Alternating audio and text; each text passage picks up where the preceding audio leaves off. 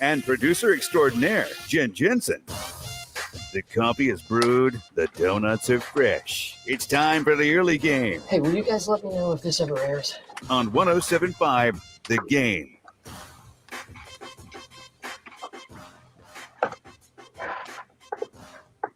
Hope everybody had a great Thanksgiving, a lovely weekend, and we're off and running. Got the Christmas tree yesterday. Went and got the Christmas tree, did the Christmas tree decorating last night. 32 years ago, you know what happened 32 years ago? Two things happened 32 years ago. One of which I relived last night. One of which we all relived Saturday night. 32 years ago, National Lampoon's Christmas Vacation was released. Watched that last night. The tradition that is in the Gunner household where we decorate the tree, enjoy a little bit of food, watch some Christmas Vacation. Also, 32 years ago, 1989, South Carolina was last shut out by Clemson. There is that as well. It happened again on Saturday night. Patrick, Jen, welcome in on a Monday morning, November the 29th. We turn the calendar here in 2 days to the month of December and really get festive with Christmas trees and Christmas tree cakes and all the fun things, cookies, all the fun things that come along with the holiday season. But this morning we will look back at a interesting weekend of college football, certainly here in the Palmetto State. What happened Saturday night at Williams-Brice Stadium, the Gamecocks, basically every nightmare that had occurred in 2021 managed to all occur at one time at Williams-Brice Stadium. So we'll talk about that. Saturday as a whole, Patrick, very interesting up in Ann Arbor.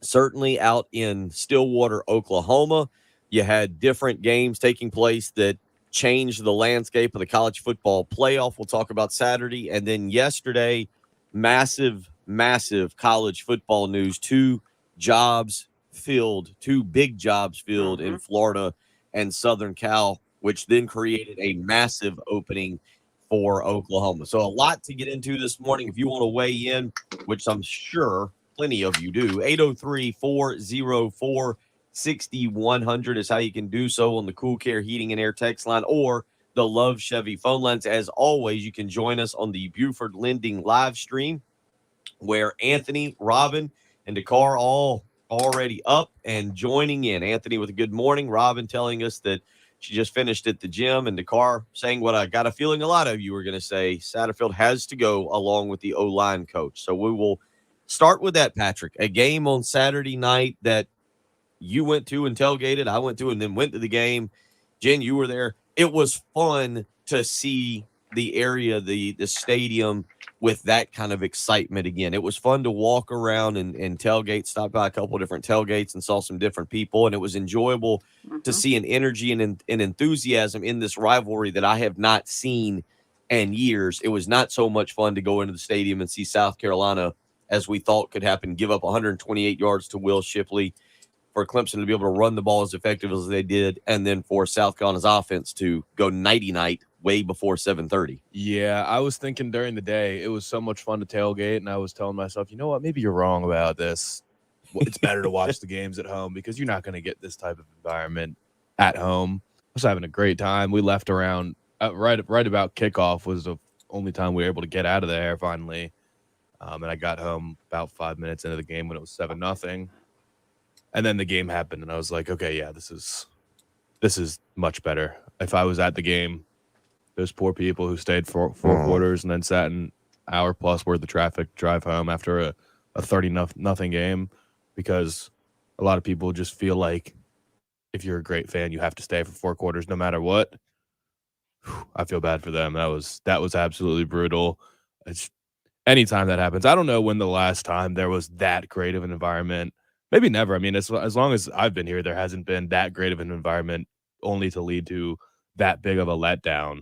I mean, you could do absolutely nothing on Saturday night if you're South Carolina. It was brutal. If you told me before the game that DJU was going to have under 100 yards, no touchdowns, and a pick, I'd say, wow, we have a great chance of winning the game. But your offense was worse. They were horrible.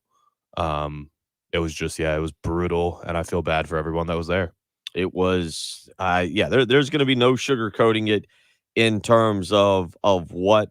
And a change has to be made at offensive coordinator. There's no there's no sugarcoating what South Carolina's offense was on Saturday night. And look, it's Clemson's got a really good defense. Let's give them credit. But South Carolina's also performed like that in other games against other opponents. And South Carolina managed to, in the very bad way, put together all of the bad things on Saturday night that had driven fans or have driven fans crazy throughout the season.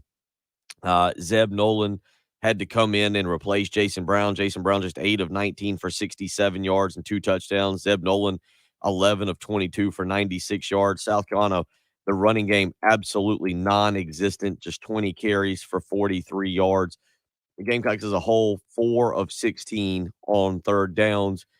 Do not score in the ball game. And again, the first shutout for Clemson over South Carolina since 1989. That one also occurring at Williams-Brice Stadium. And it was just a night where, look, we knew going in Clemson was the better team. I think the question was going to be how much better was Clemson than South Carolina. Clemson is a flawed team this year as well and has their own set of issues.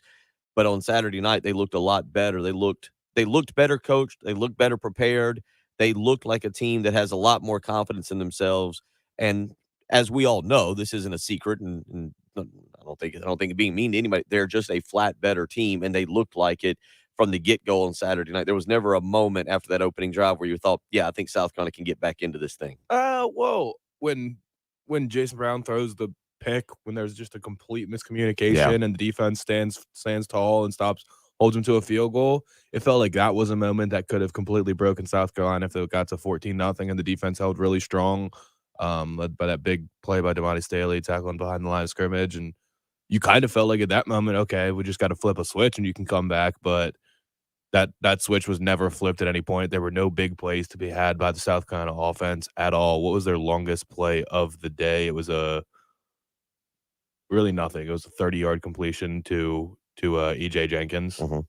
And, yeah, that was the best you could do. It was pretty – I don't know when everyone checked out and said, yeah, we just don't have it today. Because the score didn't get totally out of hand until late.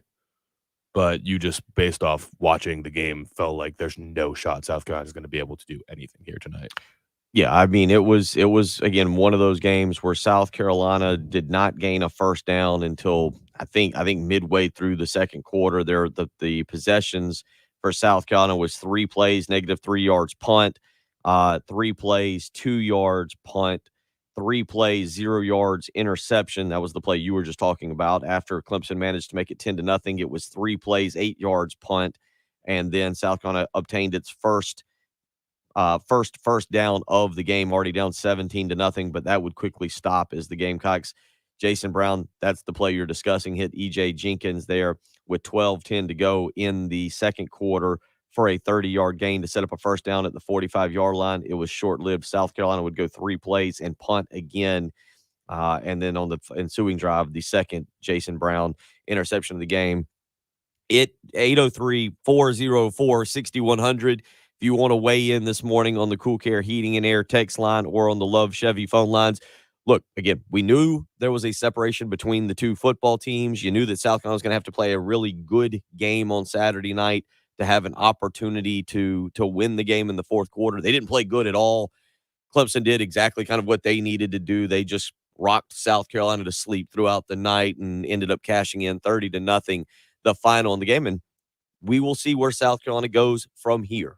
What happens on the offensive side of the ball? What decisions does Shane Beamer make regarding his offensive staff, his offensive coordinator, and what happens over the next week or 2 weeks? Then you get into signing day and what South Carolina will be able to do there if they can hold on to the current class they've got, especially the defensive players. They've got to continue to build through recruiting, and we'll see if they're able to do that.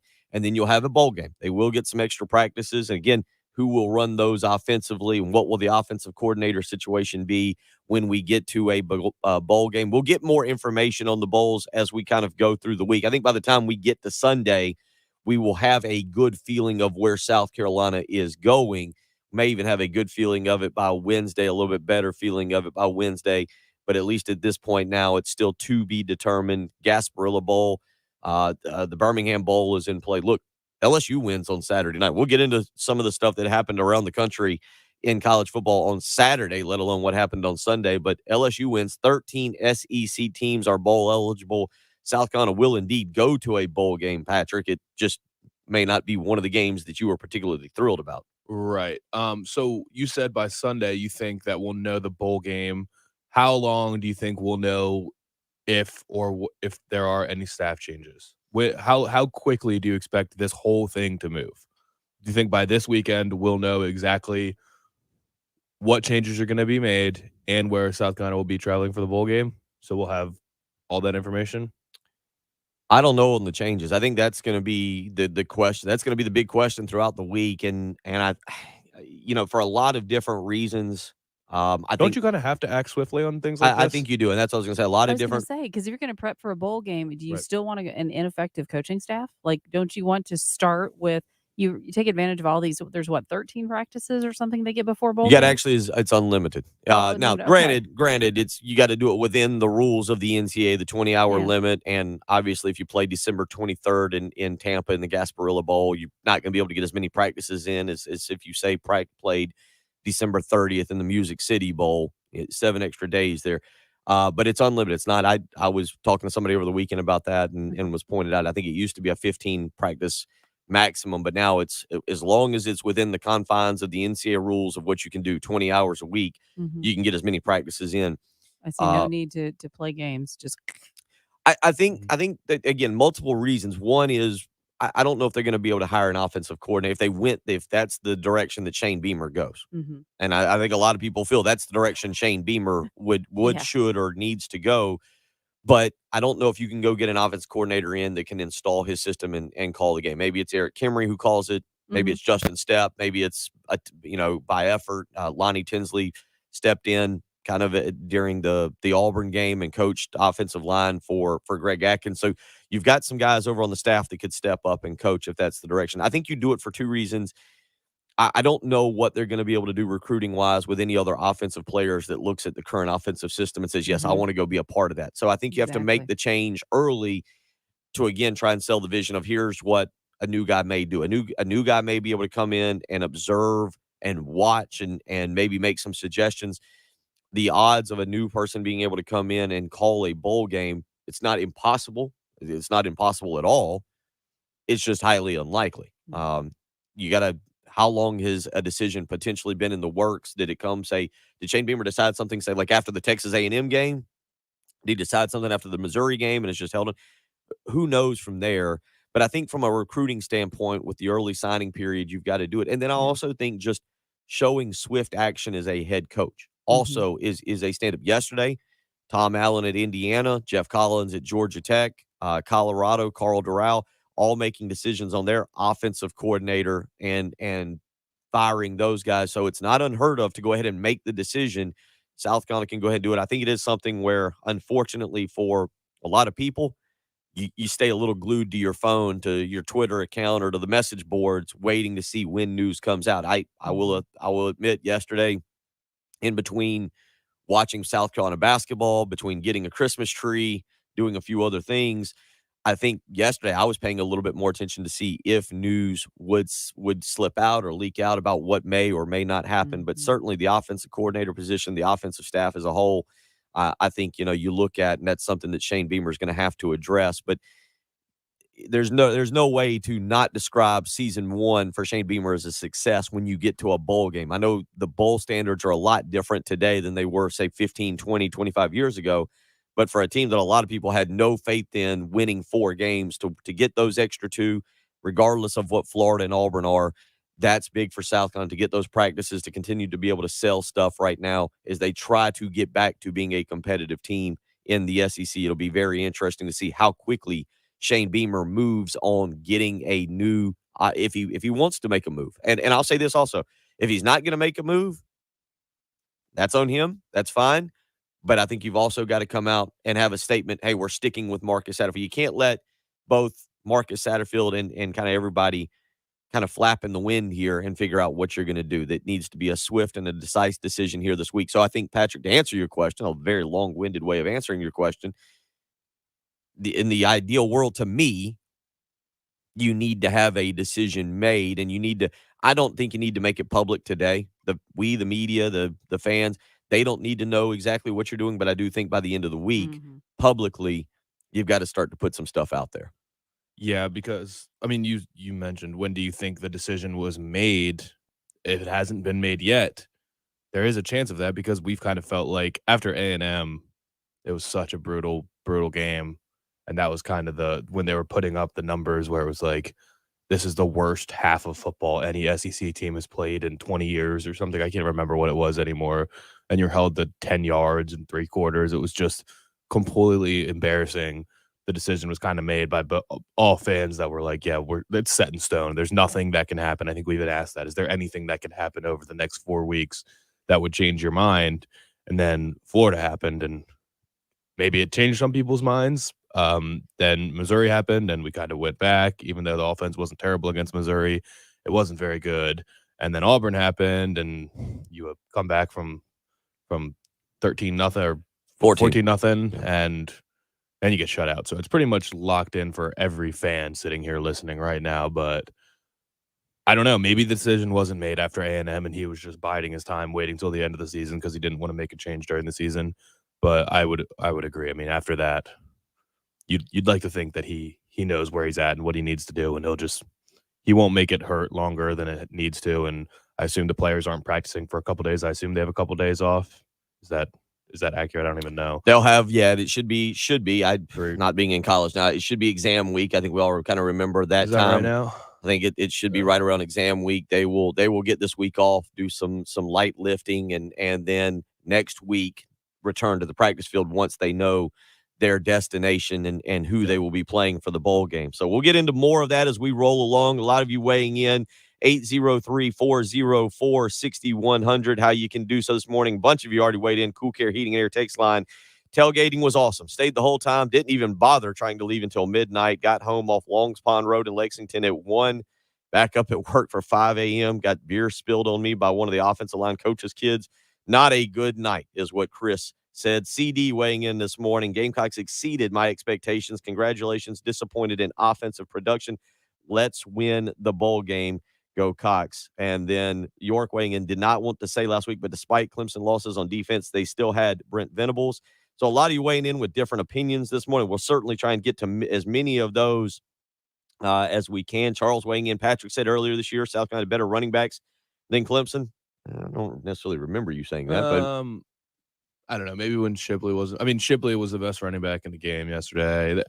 But South Carolina's running backs would have had a good game if behind they were wearing orange. With Tony Elliott calling plays. Yeah, if they're wearing white and orange on Saturday. South Carolina's running backs are very good. Lee weighing in on the Cool Care Heating and Air text line. Man, that game was horrible, but we should have expected. We have not been able to put two good games together all season. Maybe we'll get some guys from Oklahoma, and then he adds the defensive played good but looked tired out there. But when you have no help from to break from the offense, that is what happens. So again, a lot of you weighing in. We'll try and continue to stay on there because, a lot of people with opinions, and certainly understandable this morning is South Carolina and Clemson. 30-0. The Tigers run the Gamecocks out of Williams-Brice Stadium Saturday night with I say a dominating performance, but again, it was just Clemson did what they had to do, Patrick, and South Carolina did all the things poorly that they've done all year long, and it added up to 30 points for the Tigers and 0 for the Gamecocks. We'll continue to talk about that. Again, yesterday was a wild day. Lincoln Riley, now the head coach at Southern Cal. Oklahoma is open. Billy Napier to Florida. David Cutcliffe is out at Duke. There's a whole bunch of other things that occurred throughout the weekend in college football. We'll certainly get to those as well. As well as your thoughts and opinions. Gamecock Larry is on the phone lines. We'll get his take. You get the point. There's a lot to talk about and discuss this morning. You're listening to the early game on 107.5 The Game. More of the early game coming up on 107.5 The Game. Yeah, it was a good weekend for some proven quality, life-changing sleep. A, between Thanksgiving and all the food, and then B, between the football game on Saturday night. Great nights of sleep were needed. And with a sleep number bed, that is exactly what I was able to get. It's what I'll continue to get throughout the holiday season so that I'll be rested, refreshed, ready for all of the family, making appearances at the Gunner household. Put that sleep number setting on 55, and I'll wake up ready to go each and every day. Today, the final day, the sale of the Black Friday, the Sleep Number Black Friday sale, where you can save 50% on the new Sleep Number 360 limited edition smart bed plus special financing. But again, that ends today, Monday, November 29th. 2 Sleep Number stores to choose from, one in Irma on Harbison Boulevard across from Buffalo Wild Wings, the other in Columbia, Two Notch Road across from Sand Hills Mall. You can visit them on the web, sleepnumber.com. Again, right now, it ends today, but right now you can save 50% on the new Sleep Number 360 limited edition smart bed plus special financing, subject to credit approval. Minimum monthly payments required. See sleepnumber.com for details. But the deal ends today. So go visit a Sleep Number store or visit them on the web, sleepnumber.com. Make the switch to Sleep Number today and find out what a great night of sleep is truly like.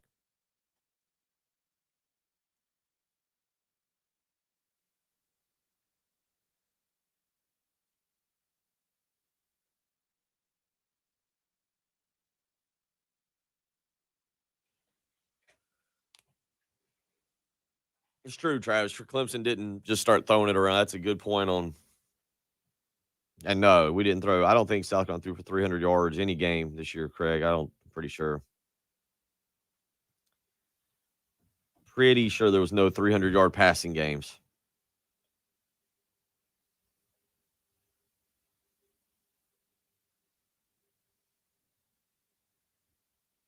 It is kind of even at 6:26. I feel the need to kind of keep an eye on Twitter and any message board just to see if something pops up. But I would assume that's not going to happen at 6:26. But who knows? I don't know if I expected any announcement yesterday or if I thought that it would stay quiet yesterday. I think that's.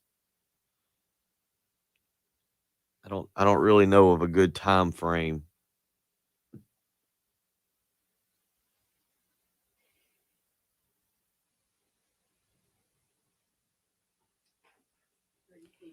Thank you. Well, that's fine. That's what I.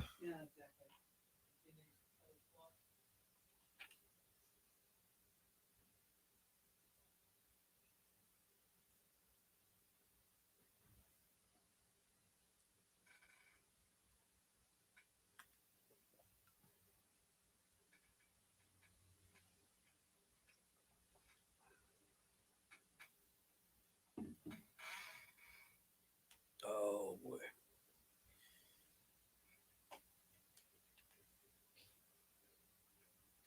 You noticing an increase there at UPS in the workload in last night, or No, just the fact that we worked last night only so that we could alleviate some of the stress of tonight for everyone else. So I don't know. Sunday wasn't a bad night at all last night. So I'm hoping that it's very clear how helpful it was.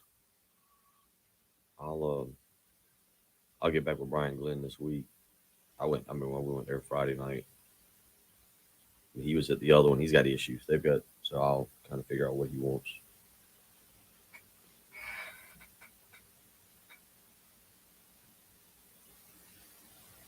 We could go to any of them. I've never actually been to the Forest Drive one.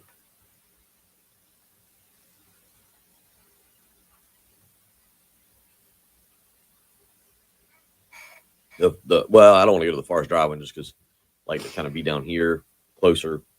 Be able to go to the basketball game.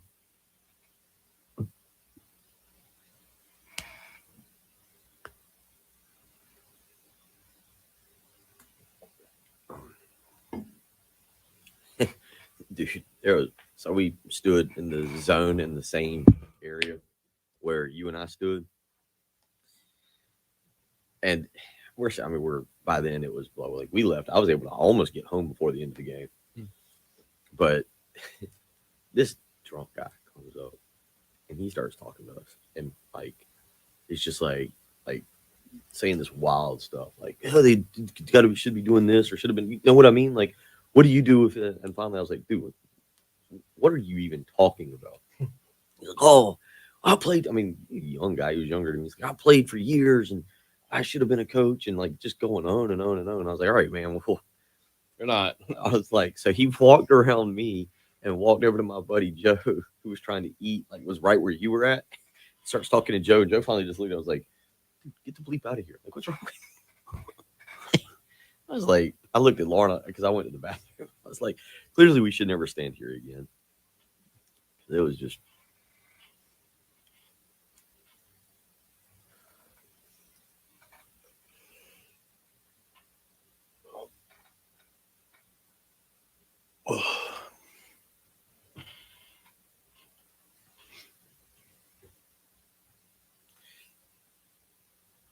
We'll get in.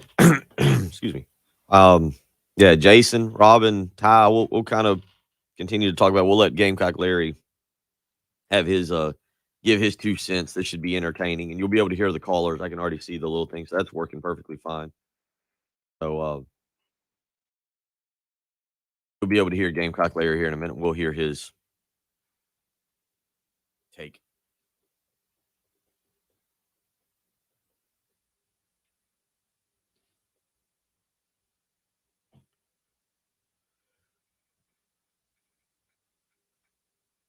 I mean, I don't.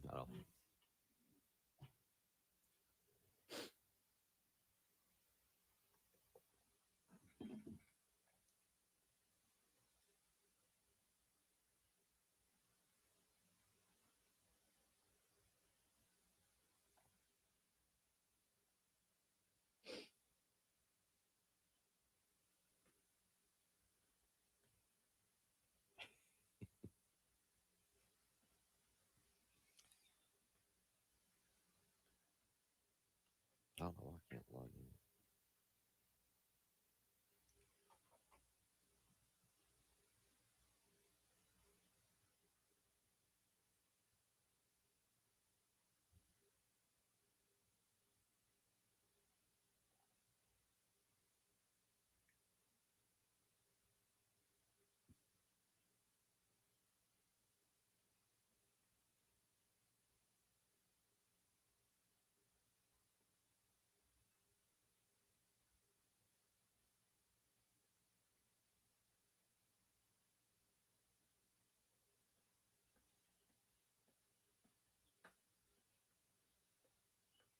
Okay. Well, again, 6:31 already. Gamecock Larry, a few more thoughts, and we're done with this hour. Yeah. I'll kind of hang around. I'll go talk to Tammy here in a little while about the next few weeks. Remind me, I'll walk away. I'll walk away in a minute.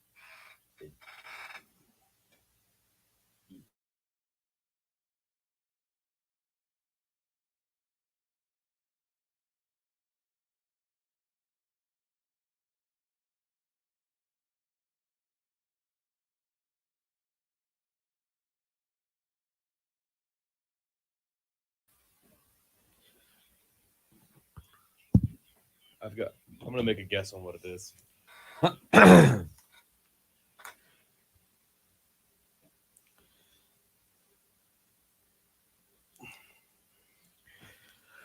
Wednesday, December 8th at Colonial Life Arena, you can catch Trans-Siberian Orchestra back in Columbia.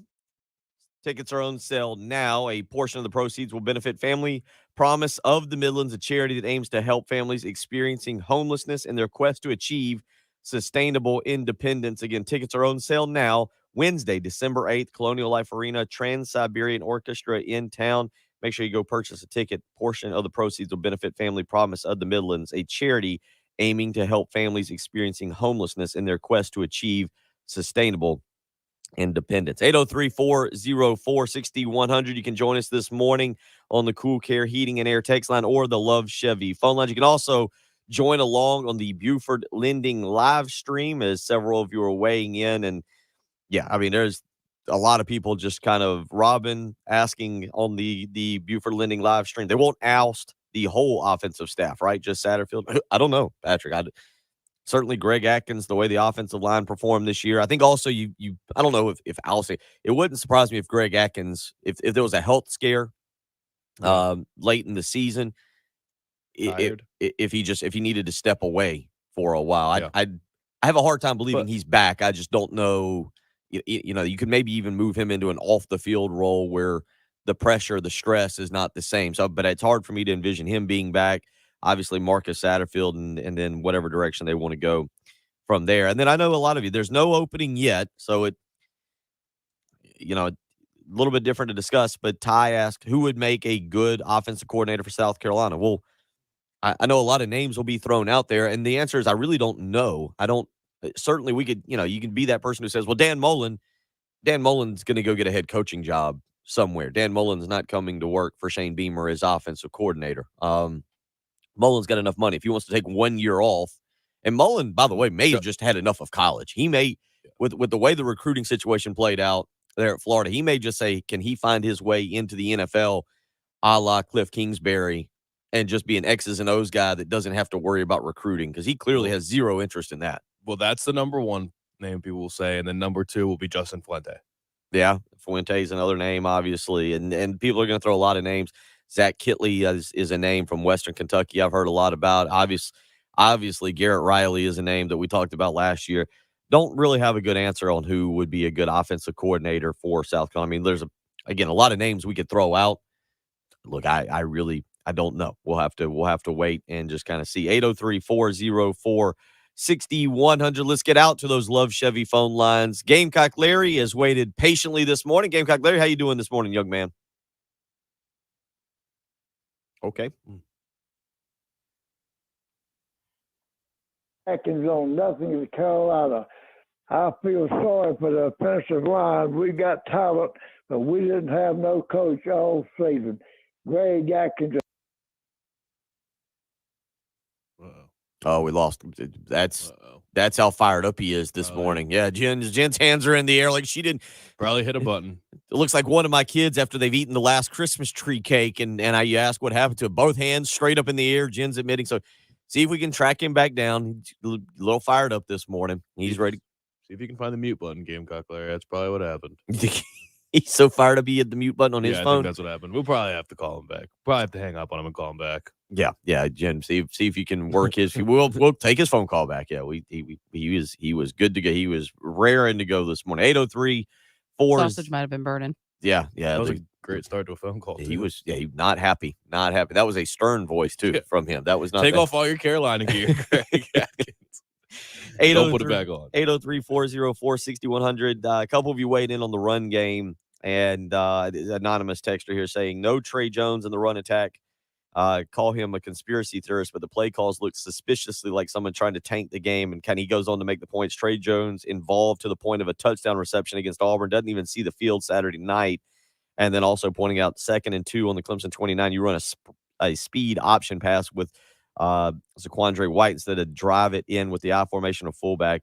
Just doesn't believe. Look, the play calling on Saturday night, again, you don't get a first down in the first quarter. You don't get one till 12-19 to go. You don't gain yards until the 240 mark of the first quarter. Yeah, it's hard to really get into a rhythm. Now, again, as an offensive coordinator, you have to come out and you have to have some kind of creative game plan to do something, and that certainly wasn't there. Heath Klein put out a tweet that I thought was actually really kind of statistically very interesting, I guess, to say the least. Let me see if I can go back and pull it up here. Heath did a lot of tweeting yesterday. Here it is. He says, Kurt Roper's last game as South Carolina offensive coordinator. All right, bland game plan. This is a Heath Klein tweet, so credit Heath with this. Kurt Roper's last game as South Carolina offensive coordinator produced 207 yards, 10 first downs, and 10 points against Clemson. Okay. Against Clemson, Marcus Satterfield, 206 yards, 12 first downs, 0 points. Very similar stat lines from those two guys, and that was Kurt Roper's last game as an offensive coordinator for South Carolina. We'll see if that ends up being the last game for Marcus Satterfield as offensive coordinator again. I was telling Patrick and the live streamers off air, it's 6:38 on a Monday morning, and I got to admit, I'm already paying a little bit closer attention to Twitter and to some of the message boards to see if information pops out. I don't know why it would pop out at 6:38 on a Monday morning. You feel like it would probably wait until a little bit longer. I don't know if we'll get any information today, but certainly the way things played out, Patrick, you feel like we all feel like a change needs to be made. It's just a matter of if it will be made or not. Yeah, and that's why, I mean, we're getting tweets. We just got a tweet from Andrew saying, is David Cutcliffe too close to retirement to give a call? I would think yes. But the fact that we're getting these and we're just talking as if it's a done deal just because it feels like it needs to be. But I don't know. What is your confidence level that it will happen? 60-40? More than that? Yeah, probably. Excuse me, a little bit more than that. 65, 45, 70, 30. It just 45 does not add up. It's excuse me, 65, 35. Yeah, I'm 110% something's going to happen. Something will I'm happen. 110% something will happen. There will either be a change or not a change. I'm 100%. I'm pretty certain on that one. Sure. Award-winning broadcast. Thank you. Yeah. Right here. Poor math, but award-winning broadcaster. Mhm. That's why they don't bring me in to do a CPA show and offer, advice on that math. is our promise to the listeners. There will either be a change or not, and we can guarantee it. It's going to be an interesting few weeks for South Carolina here. Number one, what happens this week? Number two, what bowl destination and what opponent you draw? And then three, how does South Carolina finish out the early signing period? And Patrick, we'll kind of go to this. The early signing period is interesting because some people are weighing in and saying we got to hit the transfer portal. We got to hit the quarterbacks, offensive linemen, maybe another wide receiver or two. You've got to hit the transfer portal. The thing about hitting the transfer portal is how many of those scholarships do you continue to save for post-spring and for post early signing period, and then even past signing day where you can get guys in, because the transfer portal is definitely an interesting way now to rebuild your team. We saw Arkansas and Michigan State both use it to their advantage in the offseason, but how do you go about using it while also getting the best high school talent that you can potentially get? Yeah, that will be the challenge. It's just I don't know. It's gonna evolve every single year, but I mean, you need to know what the staff's going to look like before you can look at any other transfer quarterbacks. Obviously, we think we need to do that. I don't know who's out there. I don't know. Is it normal for a new coordinator to sign on and then just continue out their season and coach in their bowl game? Would that ever happen, or do you think everything would be contingent on you're done over there and you're coming here right now so that we can start looking into the portal? I think it depends. It's entirely dependent on what the situation is. And for example, because I saw people upset about this last night, pointing out that Shane Beamer stuck with Oklahoma last year, but he stuck with them through remember, last year, odd year, right? We all remember that the championship games were later. They were not the first weekend of December. So sticking with Oklahoma last year, Big 12 championship was in the Big 12 championship. Sticking with them through that point is entirely different than sticking with like Billy Napier, sticking with Lafayette now through December 5th. That makes sense. Or a coordinator that might be in it. It's entirely different. Lincoln Riley has no reason to stick around in Oklahoma anymore. Ed Orgeron had the best, he wins. And basically was like, all right, I'm not coaching the bowl game. I'm going out a winner, and I'm off to, I think it was Destin, Florida, where he's going with his girlfriend. Because that made me laugh. I was like, dude, you're being paid, what, $10 million to not be the coach of LSU when you're going to Destin? Yeah. Get out of the country or something, Ed. Come on, buddy. He had the line of the weekend. But to answer that question, I think it is dependent upon what the situation is for, Warren Ruggiero, I think is exactly how you say his last name, at Wake Forest. If you could work something with him, he's a name that I've heard people throw around. If you work to deal with him, he's probably not going to leave Wake Forest this week when they have an ACC championship game. That's one of the biggest games in their football history. He's probably not going to take that job. Again, now, if you'll say Phil Longo at North Carolina, who they're coming off a 6-6 season, he's got no real reason to stick it out through the bowl game. So every person's going to be a little bit different if that's the direction that South Carolina elects to go. Will they not? That's going to be the big question. And then how long does it take to make that decision, or at least to make it public? The decision may have very well already been made. 803-404-6100. Bill Gunner, Patrick Perrette, Jen Jensen, 6:43 on a Monday morning, getting you through here on the early game. You're listening to 107.5 The Game. This is South Carolina head women's basketball coach Dawn Staley, and you're listening to the home of the Gamecocks, WNKT. Thanksgiving is finally over. The family has come and gone. The house, it survived, but barely. But now it's time to get ready for Christmas. I'll have family coming by throughout the month of Christmas, and they're going to want to stop by, and they're going to want to see a clean house. That's why I turn to Zero Res each and every time I need some help keeping the house clean. Zero Res does it with their patented ZR water technology, scientifically proven to keep my carpets, my rugs, tiles, and upholstery insanely clean. They do it with high pH or electrolyzed water, not harsh chemicals, and no sticky, soapy residue will be left behind. I can guarantee the family members it'll be a nice, clean house when they stop by. Right now, you can do the same. Call ZeroRes 803-262-4020, or you can book online, ZeroResColumbia.com.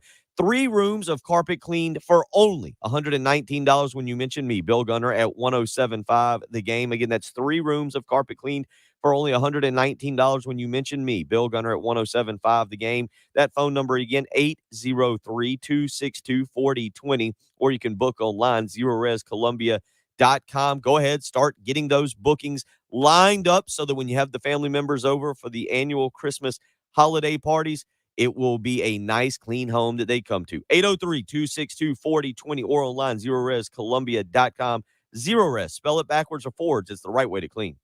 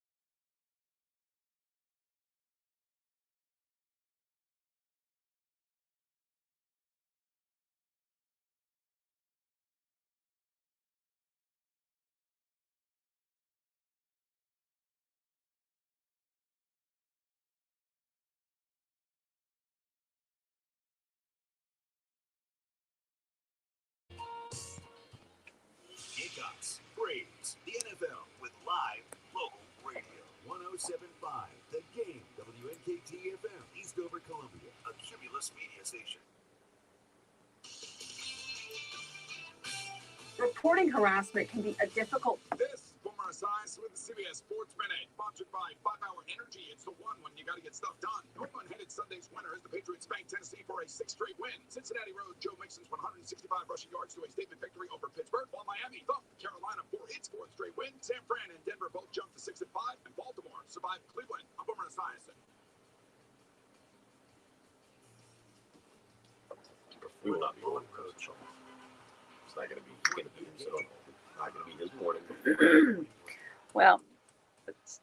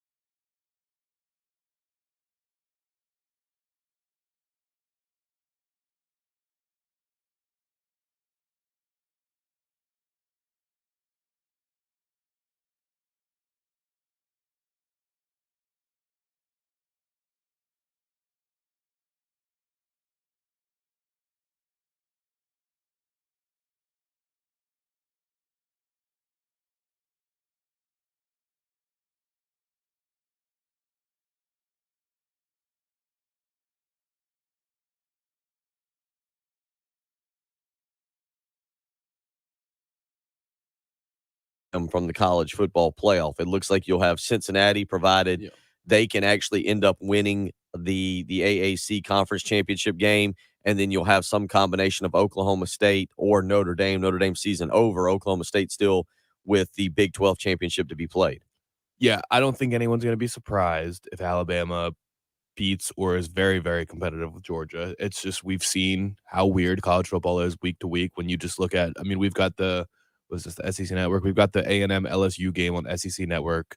LSU's been terrible all year. They beat A&M, who beat Alabama, who barely beat Auburn, who lost to South Carolina. Like, this doesn't mean that South Carolina is as good as Alabama. We've seen that. It doesn't mean they're as good as A&M because they lost head-to-head by 1,000,000 points. It's just college football is weird. When you're talking about 18 to 22-year-old kids, you're not getting the same effort or energy level, or something's not going right. There's a lot of moving pieces. So, yeah, I think it'll be a new week. I think everyone believes that Nick Saban will have his team ready to go in a big game, and it's going to change everything. I'm super curious to see what happens. I hope that ultimately what happens is we have Michigan take care of business and they're in. I hope that Oklahoma State can win the Big 12 and they can be in, so that we can have at least 2 new teams, and then Georgia and Cincinnati would be awesome. A year of 3 new teams, 3 teams that have never been in a college football playoff before would be a very welcome change for a 2021 season it's been deserving of that. There really hasn't been a dominant team outside of Georgia. The typical teams are on sort of down years, and there's not a clear Heisman winner. There's nothing's obvious this year, which is nice when we go into every year basically saying it's going to be Alabama, Ohio State, and Clemson. Richard, our resident Notre Dame fan, weighing in, he says, Patrick, Notre Dame will be in the top 4, LOL, because Bama losing to Georgia and Oklahoma State to Baylor. And that's what we assume. That seemed to be the sentiment late Saturday night as Bedlam wrapped up. Oklahoma State 37-33 victory over Oklahoma that pushed the Cowboys ahead, or will push them ahead of Notre Dame tomorrow night when the college football playoff rankings come out. And Richard's right. You've got that as part of championship weekend coming up here for college football. Should be an entertaining weekend of games.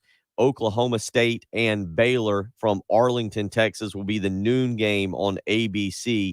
Again, if Oklahoma State wins that, I think the expectation is they'll get the 4 seed and be ahead of Notre Dame because of the conference championship game. So we'll have to see, though. That game also should be a pretty good one. The spread on that one very quickly, Oklahoma State -5.5 against Baylor. And I do like Dave Aranda is a name. It's going to be a motivated Baylor team because Dave Aranda will be coaching his last game for Baylor. Oh, you're already going with the last game before he gets hired by LSU. Okay, again. Yep. Yeah, there you go. Mad scientist going back to LSU.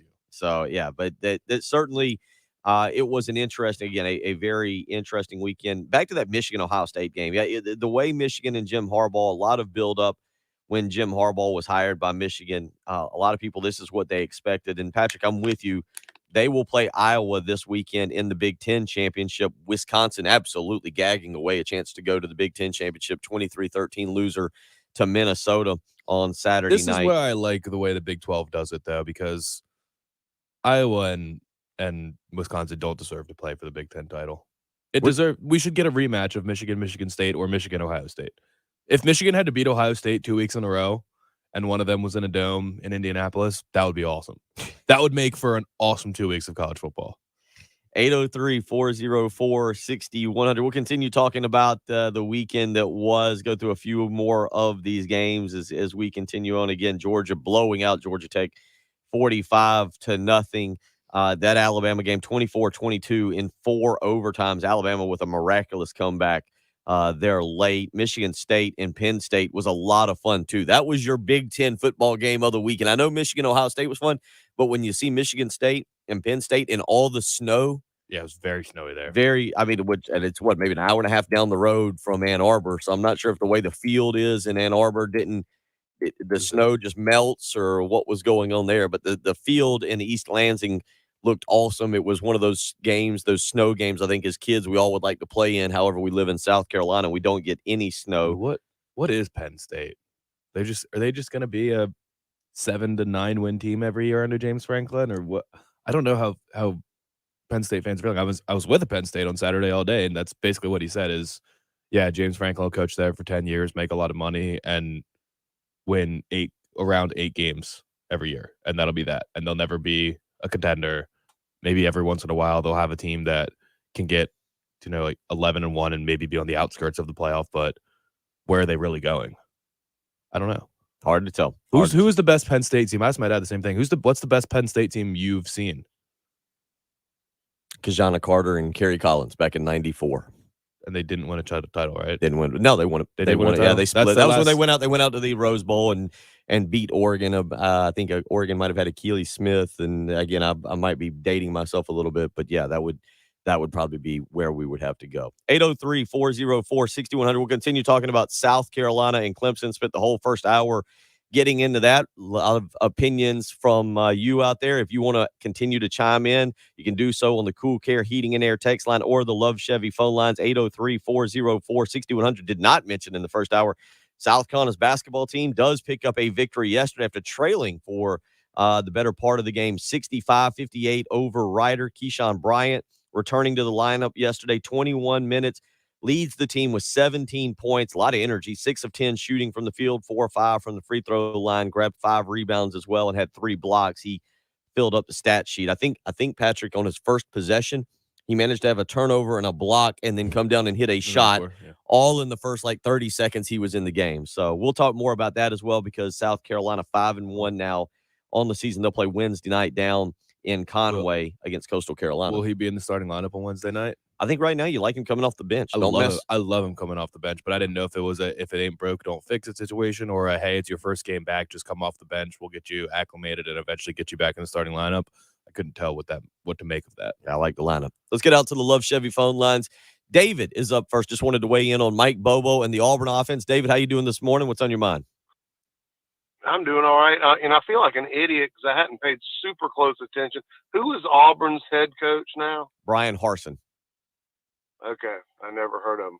But I got to ask you, I got a question for you, a couple comments and a question regarding a couple of obvious huge blunders by one of either Bobo or Carson that cost them the Carolina game and the Alabama game, in my opinion. First off, we all know about the going forward on 4th and 1 and throwing the stupid play action pass from your own 30 or 35 or whatever with 3 minutes to go in the first half when you're on the road in the conference with a lead. Like, that was the dumbest thing I'd ever seen. I mean, you punt the ball there. I mean, if you absolutely have to go for it, give it to Bigsby. But I would have punted the ball, pinned Carolina deep. They hadn't been able to do much on offense. Go to the locker room with the lead, and you probably win the game. Okay, and then we get the Alabama game. You're playing lights out on defense, shutting Alabama down. They can't do anything. Your offense isn't doing much either, but you've been able to maintain a 10-0 lead. There's 10 minutes to go in the fourth quarter. You get the ball back, 1st and 10 at your own 45, and you pass the ball and throw an interception. Like, if you would have just run the ball there, held on to the ball, Auburn probably wins that game. I mean, who do you think? I mean, I'm pretty sure that second one against Alabama, that was probably purely Bobo's call to pass it. But you have to believe the head coach had to have a say in going forward on 4th and 1 in the Carolina game, which I believe cost them the game. Who's going to have to pay for those? Because, I mean, you lose your last 2 games, including the Iron Bowl and Carolina on the road, which they should have won. That somebody's got to pay for it. I'll hang up and listen. Thank you for the phone call. Yeah, Brian Harsin was at Boise State for the last several years. We'll worry about Auburn, Alabama at a later time and see what happens with Auburn, Alabama with the game this weekend. Certainly a lot going there on the Plains. 803-404-6100. Back out to the Love Chevy phone lines. Ray is up next. Ray, how you doing this morning? What's on your mind? I'm doing great. I don't know if you remember, but about 3 or 4 weeks ago, I called in and made a prediction that Michigan would take down Ohio State. And everybody there said, oh no, Ohio State's playing too good a ball. And guess what?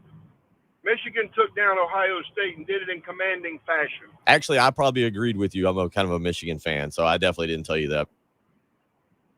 Well, all I know is I got laughed at. So, hey, who got the last laugh? Me. I got the last laugh. Thank you for the phone call, Ray. 803-404-6100. I always like having the last laugh. Congrats. If you want to weigh in, There was a game in Columbia this weekend. Back-to-back phone. There was a game in Columbia, South Carolina this weekend. If you want to weigh in on that, if you have a Auburn, Alabama, productive Michigan, thought, we'll take it. Michigan. Who's the Ohio Auburn State. coach and a pat on the back? That was the last two phone calls we got.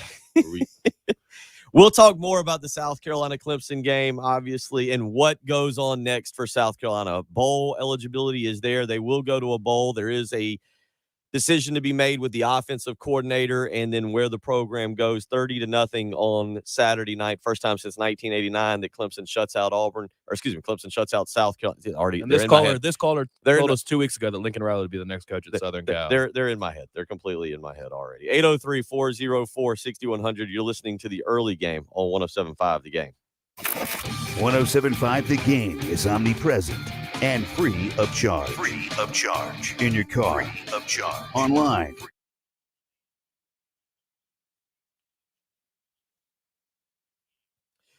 That's right. It was a chilly weekend, and if you got out and played a little golf, or if you were at Williams-Brice Stadium sitting in those cold, hard bleachers, you might be feeling a little sore this morning, having a little pain in your back, in your shoulders, in your neck.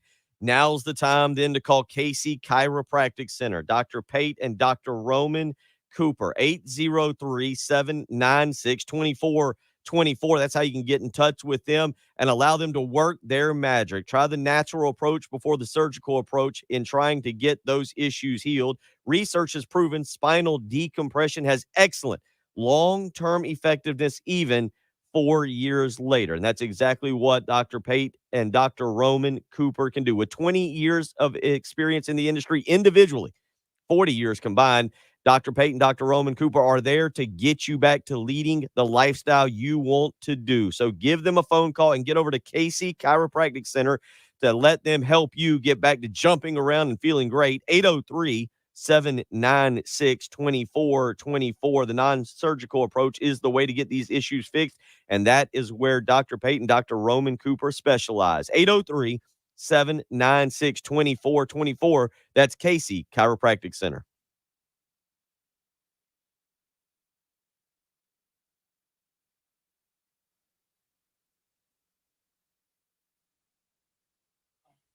By the Auburn phone caller because he didn't know who Brian Harsin was, but then has paid a really close attention to Auburn the last 2 weeks.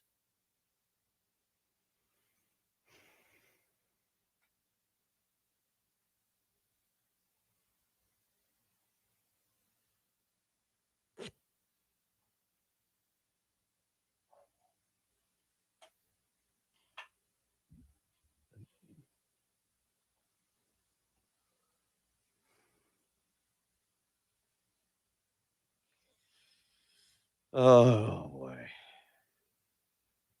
Auto race, but isn't it time to see for yourself with Allstate? You can lower your rates. Visit allstate.com or call an agent. Yeah, the snarky know-it-alls right this morning, not flying. And they can't hear me.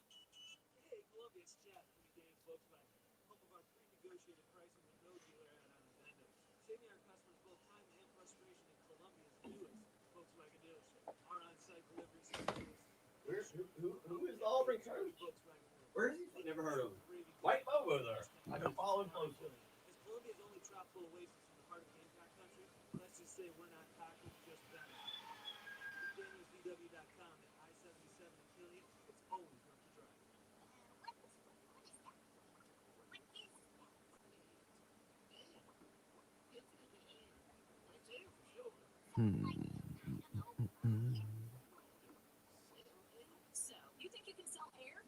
Not seeing too many great cyber deals.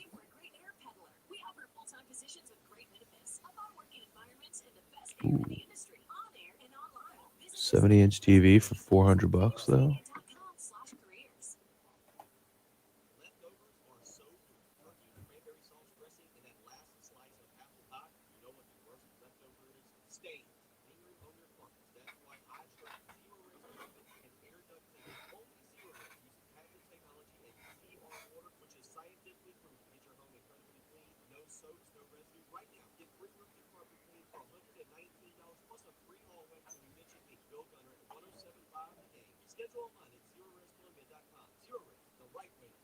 Titus and Tate, a podcast from the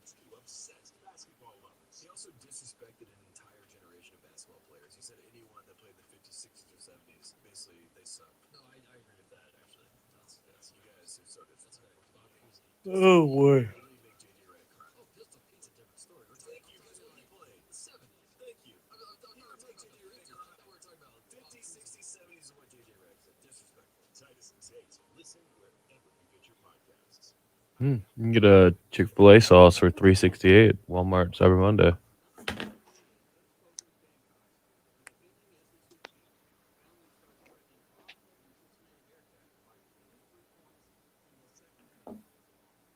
It sounds delicious.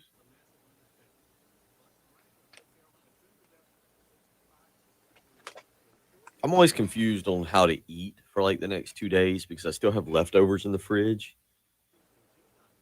You eat leftovers. And I don't know if I want to throw them away. Like I've kind of had enough, but at the same time, I only got one Thanksgiving meal. I was kind of bummed because when I was leaving on Friday to come back here and go to work, I wasn't hungry still from breakfast, so I didn't have any Thanksgiving leftovers. Oh no. At all. Should have packed.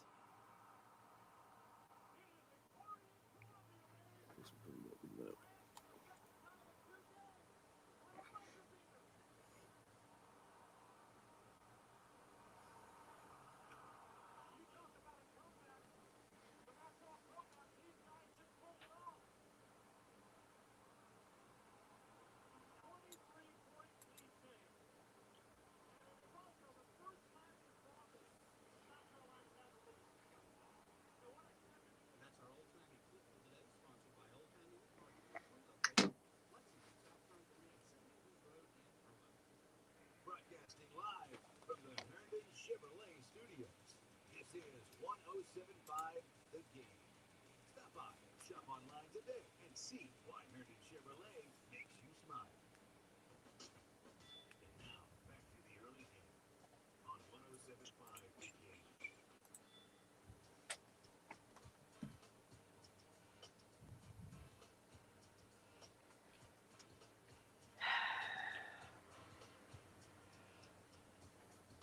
got in this morning, Patrick. I don't get on the text line that we have during the weekend. The login information is on my computer that I really only use when I'm here at the office. So don't really get on the text line, the 803-404-6100 text line during the weekend. So I get on this morning and there's text messages from Saturday night, from Sunday, from the game. I don't read those. There's a bunch of them. Yeah, there are a bunch. I just started looking at them now that you brought it up. I don't do it, but that's why we have the hot take hotline. That gets checked, and that's why during the weekend, or if you've ever got a hot take and you feel the need to vent, you can call 803-978-6654, 24 hours a day, 7 days a week, 803-978-6654. It's sponsored by Twin Peaks for the men who never settle. See them down in the Vista at 600 Gervais Street. Again, it's the 1075 The Game in Twin Peaks. Hot Take Hotline, giving you a chance to speak your mind whenever you feel like it. 803-978-6654 if you need to vent. 24 hours a day, 7 days a week, 365 days a year. Again, sponsored by Twin Peaks for the men who never settle. See them down in the Vista at 600 Gervais Street. One of the questions that is brought up, one of you asked, here we go, Timbo weighing in. He says, should Beamer have kicked the field goal instead of going for the touchdown at the end of the game to escape the shutout? I said no. Like, no, that was a easy decision. Will Muschamp got made fun of so much for kicking field goals late in a ballgame. I think he did it. I'll go back and see what exactly. It's been pointed out, by the way, South Carolina has not scored an offensive touchdown now against Auburn in the last 8 quarters. All right, sorry, you guys with the Auburn talk got me thinking Auburn. South Carolina has not scored an offensive touchdown against Clemson in the last 8 quarters. Obviously, all 8 of those are at Williams-Brice Stadium. But no, it doesn't look good, but 30-3 and 30-0 are about the same to me. Like, there's nothing. I guess you brag about maybe the not being shut out, or I don't know.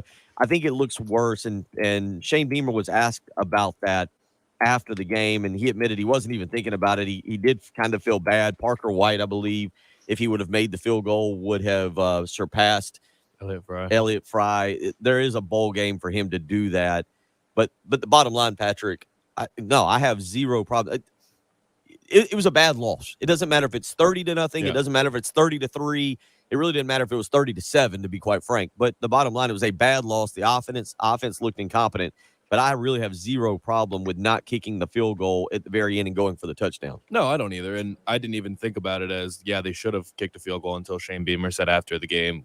And it was more of just on a personal level. He was like, I probably should have done that for Parker last game. Let him go out as the leader in the regular season against Clemson. I mean, I don't know how close they are, but it does, when you think about it that way, on a personal level, would have been kind of cool for him to break the record. But it's not like you're going to start celebrating, put something up on the Jumbotron. Parker White is now the all-time leading scorer at the University of South Carolina when it's 30-3 and time has just expired and you just got your butts kicked and everyone's in a terrible mood. That's not going to make anybody feel any better. So, I don't have any problem with it. You would have gotten made fun of for kicking the field goal. So there wasn't really a good way to go about it when you're down 30-0. It truly does not matter. Parker White actually kicked a field goal against Clemson in the second quarter 2 years. It shows how checked out I was during that game. In the second quarter to make it 14-3 in that particular game. Clemson would go on to win 38-3. In that game, South Carolina, this is the 2019 game that I'm referencing back to. South Carolina had just 174 yards of total offense. So in the last 2 games combined, South Carolina with 380 total yards of offense against the Clemson defense. Hey, John, and Patrick, what would you like to talk and about? we knew that the Clemson defense is good. We know they're banged up. We know there's a ton of injuries. They're still a really good defense. And on Saturday night, South Carolina did nothing. We talked all week. Heath and I talked about in the pregame, being a little creative and getting the ball out on the perimeter and trying to avoid the rush. But South Carolina really did nothing creative. It was almost like South Carolina felt they could line up and go mano a mano against Clemson's defensive line, especially in linebackers, and win the ball game.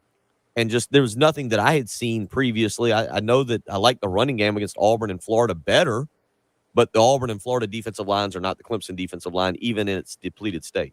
Yeah, and speaking of that, that's what I'm curious about. I mean, we all came into this game saying looks like maybe South Carolina's closed the gap a little bit, whether that's because South Carolina had a better than expected year or because Clemson's had a worse than expected year. But, I mean, did this just prove – did this game just prove completely and totally that Clemson is not going anywhere? They just lost a couple games sort of inexplicably and had an injury-riddled year, but realistically, they're still as good as anyone in the country, and we expect them to come into next season as a favorite to win the national championship and be a top 5 preseason team. I don't know if anybody necessarily, at least I didn't hear anybody say necessarily that South Carolina closed the gap. I think people thought there was an opportunity because Clemson was banged up. The wide receiving well, that's what we group, talked about on Friday. Do we feel so excited about this game because South Carolina is going to a bowl game, Clemson's having a down year, and it feels like it's the best chance for you to beat Clemson in a long, long time? Or are you super excited because you feel like the tides are turning a little bit and South Carolina is closing the gap? And it seems like it is the former, not the latter. No, I think it's, you don't feel like necessarily, especially after Saturday night, you don't feel like the gap is being closed. But even going in, I think a lot more of this had to do with the fact that Clemson was so banged up that the wide receiver situation for Clemson, you didn't feel like the Clemson offense was so good that your lack of offense couldn't keep up. I mean, both of us picked Clemson to win the football game. Both of us picked South Carolina to cover the spread, but we both picked Clemson to win the football game. I had 21-16. I forget what your exact score was in that area. I didn't think South Carolina was going to have a particularly great night offensively, but I thought the defense would do a little bit more to slow them down. One thing that we haven't talked a lot, we've brought it up kind of on days leading up to a game, but one thing we haven't talked about, South Carolina's defense played better this year, but when teams wanted to run the football against them, they did. Will Shipley, again, I think Will Shipley's a good back. He didn't scare me in the same way that a Travis Etienne did or some of the previous Clemson tailbacks, but he really had no problem. And as somebody else pointed out, one of the big differences between the Auburn game and the Clemson game was Auburn just went away from the run. Clemson stuck with it on Saturday night and absolutely had no problem pounding out 265 yards rushing on 43 attempts. DJU didn't play particularly good. He threw 19 passes, but he didn't need to. Clemson was able to run the ball effectively whenever they wanted to, 6.2 yards per carry against that South Carolina defensive front. And DJ wasn't great on the ground, but he did have that one big run. And by the way, the brace was clearly hampering him on that run because he probably could have gone for 30 plus. That brace wasn't slowing him down. So, they did whatever they wanted on the ground. And we knew that was going to be the case. And we said, during the week. Make DJ beat you with his arm, and he definitely did not do that. He was not good throwing the football. He was under 100 yards with an interception of 40 QBR. So he didn't do anything. And the game, you just went completely the opposite of it. I mean, maybe South Carolina truly just was weaker or not as talented, and it was just nothing they could do. They could stack the box every single play, and Clemson was still going to have their way. I didn't watch it close enough or rewatch it close enough to know, was Clemson were they just making everybody miss? Was South Carolina trying to just go mano a mano? Kind of seems like that was the case, and it was a bad idea. Let's go out to the Love Chevy phone lines. John is up. John with his thoughts on the Clemson game. How you doing this morning, John? What's on your mind? Not bad. Happy Monday. I'll get to the elephant in the room in a second, but speaking real quick on that Michigan-Ohio State game, I mean, what's interesting about that game was the innovative run designs and pin and pull concepts. So they got very creative, and then let's use that as we jump off to the Carolina-Clemson situation. Mostly Carolina. As a Carolina fan, I think this feels like that one Muschamp year where it was like you won some games, but it was a lot of smoke and mirrors. I don't know. You're really good with years, so I'm not sure what year it was. We had all those turnovers, and we just sort of like it looked good on paper. This season was, in my estimation, just coaching malpractice, and I'm just shocked. I am shocked that Ray Shane, the BOT has not, made a move on Satterfield. I think that, I don't know how anyone can sit there and say it's incontrovertible to me that you're telling me that this offensive coordinator we have is serviceable and is not, it's coaching malpractice. I'm just shocked that he's not fired at this point. Well, we don't know that he's not maybe fired. I'm the lone wolf out there. We don't, I can tell you that. I can say that with 100% confidence. We don't know if he is still, just because it's not public knowledge doesn't, I said this yesterday, that the fans, the media, we don't necessarily need to know that right away. I do think, to your point, and I kind of agree with you, I don't think it had to be announced yesterday. I don't know if it has to be announced today. Jen and I and Patrick, we talked about it in the opening segment that you do need to make a comment, a statement at some point this week. But what I will say, John, is I don't know if it based on some things I had heard, I'm not sure a decision wasn't already made. It's just not public information yet. Yeah. A few things.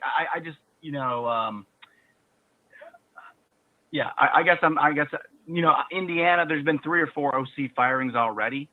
This just makes a lot of people, maybe I'm a lone wolf.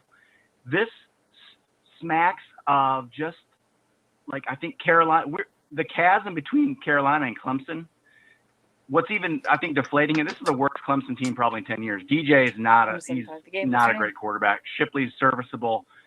The fact that we couldn't stack that up a little bit and make him a little bit more one-dimensional. Yeah. How are you doing?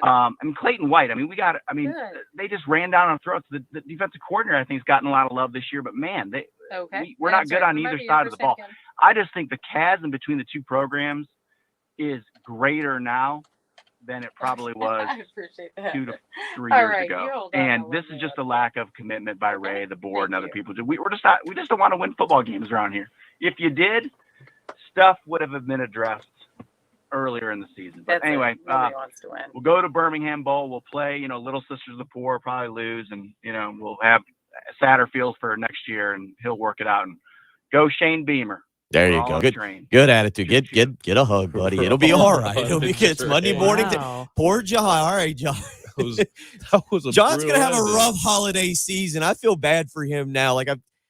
If you know John, go hug him. Just tell him it's all right. The sun came up. I get it. It's Shane Beamer. Poor John. 803-404-6100. You're listening to the Monday morning therapy session of the early game on 107.5 The Game. More of the early game coming up on 107.5 The Game. Know what John needs? New truck. Trucks make everybody happy. A Chevrolet Silverado from Love Chevrolet. You will be in a great mood. Won't even think about a football game on Saturday night. You'll just be happy driving and around. And with all the great things that are going on at Love Chevrolet, it'll make you feel even better. You're going to save money with the $1,000 low price guarantee. Given that Love Chevrolet has the largest selection of inventory anywhere here in the Midlands, you're going to be happy that you found the color you want, the interior, all the little electronics that come along with it. You're going to be in a great mood. Maybe that's exactly what John should get out and do. Go visit Love Chevrolet, I-26 in Harbison between Lowe's and Frankie's Fun Park. Maybe you're not in the mood for a Silverado.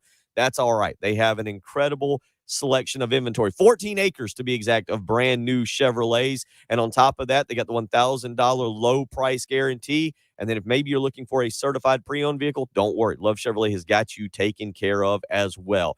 Love Chevrolet, I-26 in Harbison between Lowe's and Frankie's Fun Park, or on the web, lovechevy.com. Get out to Love Chevrolet and find new roads.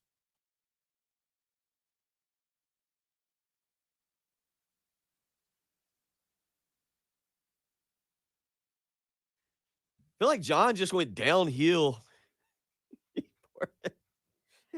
I thought he was going to be all right there to start, and then he just slowly kept going.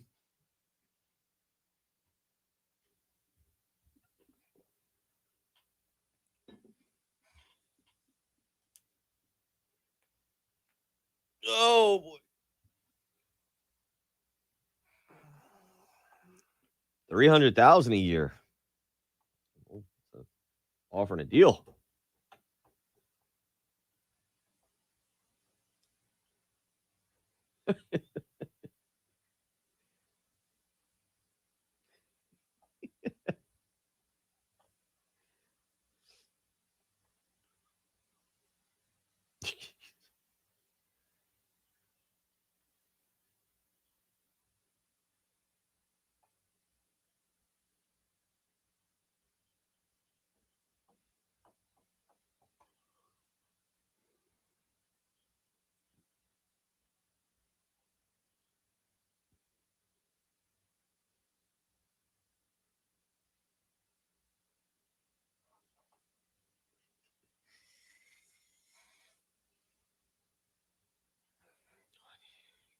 Man, a lot of texts. Yeah, I know. All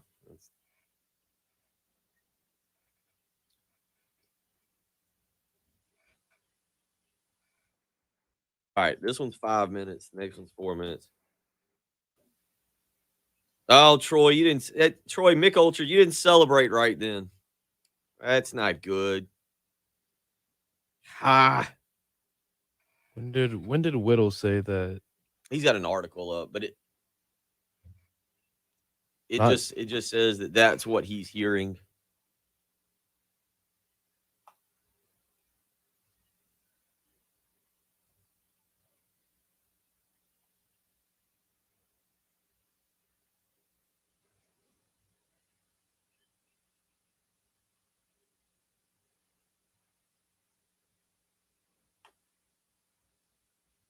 That is not well.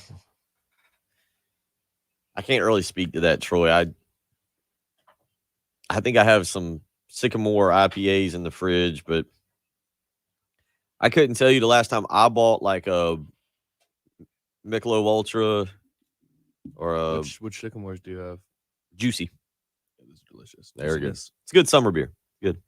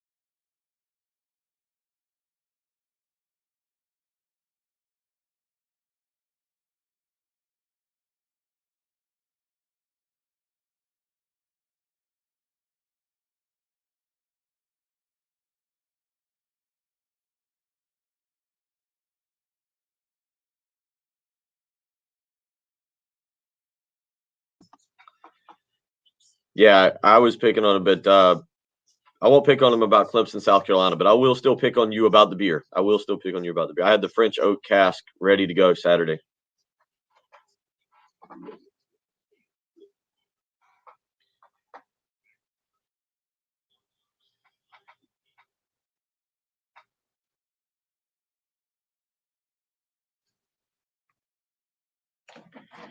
(803-404-6100). How you can join us this morning. Cool Care Heating Air text line or the Love Chevy phone lines. Let's get back out to the Love Chevy phone lines.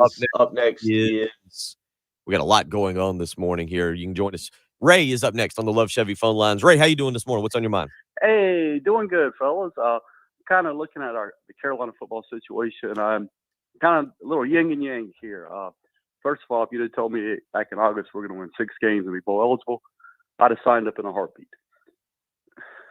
That being said, you also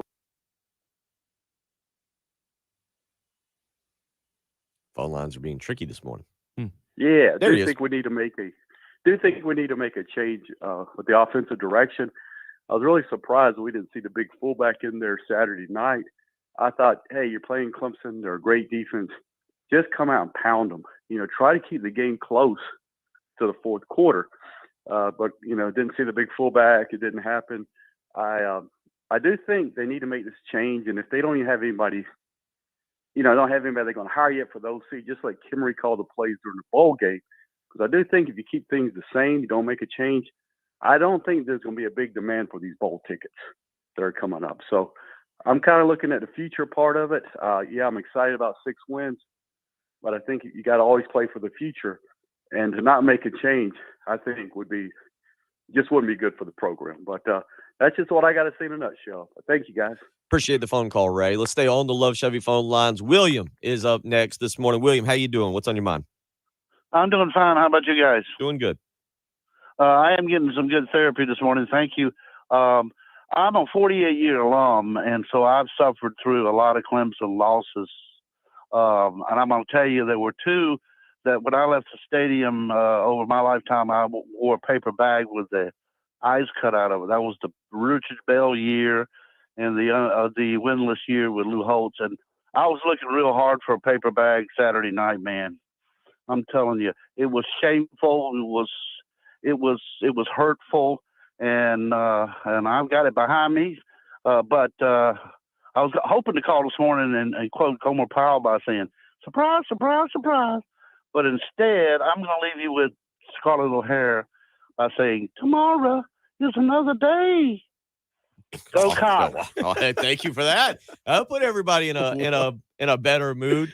Let's go stay on the Love Chevy phone lines. Thomas is up next this morning. Thomas, how you doing? What's on your mind?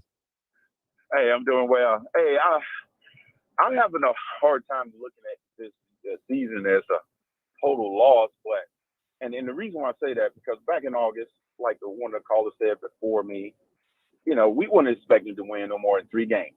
They usually even put us out, less than 3 games or less, right? And and to me, it's a win in the sense that we actually accomplish more wins. Now, do we need to look at some possible coaches, change for the offense? Yes, I would say that. But like I said, when we talk about this coaching thing, I always like to go back during that time, the transition when Spurrier left and we wanted Kirby Smart and Georgia pulled the okey-doke on us, got Kirby in, and made sure that we wouldn't have a chance to pick up Mark Richt and ship him down to Miami. So, and we got stuck with Muschamp. Now, Muschamp did not leave these guys anything to work with. We know Muschamp did not develop anybody. The only people that really got developed on his staff was the DB. That's basically it. Other than that, this is what Shane them had to play with this year. So for me, it's a win. Of course, I would like to see a change on offense for the bowl game. But other than that, I'm not satisfied, but I am happy that we got more than 3 wins this year. Now, unfortunately, we lost to Clemson, and I hate that more than anything. I'm one of the biggest Clemson haters you will ever find. And I promise you, my phone blew up on Saturday, and I just couldn't stand that. But like I said, I'm looking forward to next year. Appreciate the phone call, Thomas. Yeah, a lot of you can be satisfied with the season. Satisfied, I think that's the right word. You can accept 6-6, and you can be satisfied with it, and you can still be royally upset about what happened Saturday night. Those two things can both be true statements. Where getting to a bowl game in year one and being 6-6 is something that you can be pleased with, while also being entirely ticked off about the way things played out on Saturday night. Totally understandable. 803-404-6100. We'll continue on. You're listening to the early game on 107.5 The Game. Dan Patrick. All right. Got some singing. We got some people that are somewhat happy. Wild.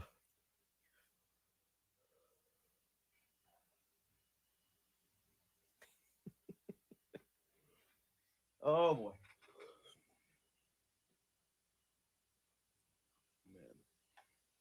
What is going on?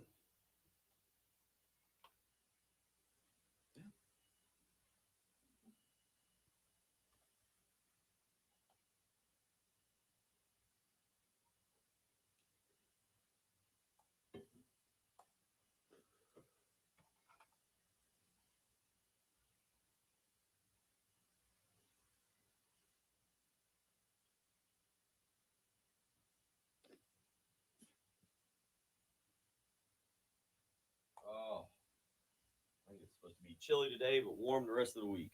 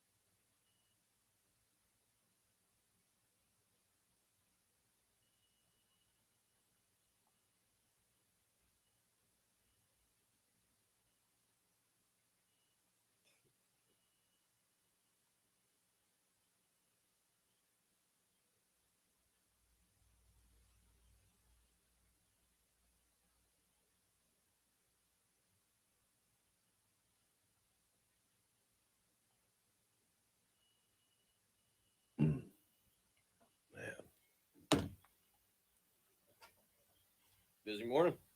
No kidding.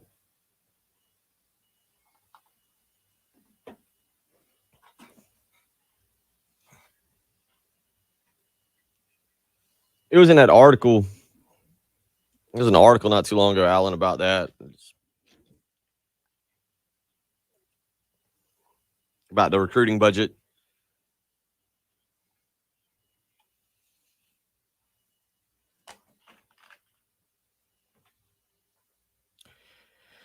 (803-404-6100). How you can join us. A lot of text messages coming in this morning. We're trying to get to all of them. We'll also stay on the Love Chevy phone lines as well. 803-404-6100. Back out to the Love Chevy phone lines. Tim has waited patiently. Tim, how you doing this morning? What's on your mind? Good. How are you guys? Doing good. I got a radical one. In the series, I was thinking about it. I've thought about it over the years. Man, if we didn't have Clemson on the schedule, I mean, we got a 70% chance of loss in that game. It's right at the end of the season. We lose our momentum. We lose our recruiting. It's just not beneficial. They're out of our conference. We don't get like a big giant bunch of money for that game. I know the tennis is better, but I don't think it's worth playing them every year. They're definitely, I hate to say it, Gamecock fans, but they are definitely better than us. They're almost in a league above us. They beat us 70% of the time. Get rid of the series. Do you think they should just get out of the SEC as a whole then? No. Well, it's about the same, though. It's about the same, Tim. About the same. No, we get paid a lot from the SEC. The Clemson game's nothing exceptional financially. You could just. I mean, it's just a regular game financially. Yeah. The SEC pays us a bunch. Yeah. I mean, if you're getting paid a bunch of money to get your butt kicked, do it. That's what boxers do. If you're just getting paid a little bit to get your butt kicked, I mean, because we're knocked out. It's a knockout blow. Gotcha. We've been getting torn up in this game. You know, we're not getting any benefit from it. Yeah. Like I said, almost a 70% loss guaranteed at the end of the game. Yeah, I understand. Go back and look at the record. Thank you for the phone call. Yeah, I mean, it's a coward's way out, no doubt. You can do that. I wouldn't advise it. I think you try and get better and you try to beat them. You have done it in the past, but it is the coward's way out if you wanted to cancel the series and just. But I would also say that you can do that and just the money's irrelevant. The money, I mean, if you can't beat Clemson, then what's the point? You're not going to probably be able to beat Georgia or Texas A&M or Florida's going to come back around. I don't know if it'll be under Napier or not, but 803-404-6100. Get SC State on the schedule every year, and yeah, I mean, you could. I understand what I get. Where you say when you, and that's what Monday morning therapy when you are that upset with the rivalry. And look, Clemson's owned it. Clemson's is there's no what the numbers he gives out is. I don't know if it's 70%. I haven't looked and done the math. I know it's kind of close, but he's not wrong about that. I just don't know if you back away from 72 to 42 and 4. Yeah, earlier I gave you 65 and 45 equaled 100, so I'm not qualified to do math on this program. I don't think that's it's close. No, it's not 70%. Patrick will do the math during the break, and then we'll do a third hour. I can make it to 3. Thank you for the phone call. Not the way I would do it, but everybody, that's the good part about it. We all have a differing opinion, and after a tough game on Saturday night, we're more than open to allowing you to have yours. We're just going to have one right back. 61%. 61% off. Close, Tim. You were close. 9% off. 9%. Not bad, though. We understand what you're saying. 803-404-6100. We'll take a third hour of phone calls and text messages. You're listening to the early game on 107.5 The Game.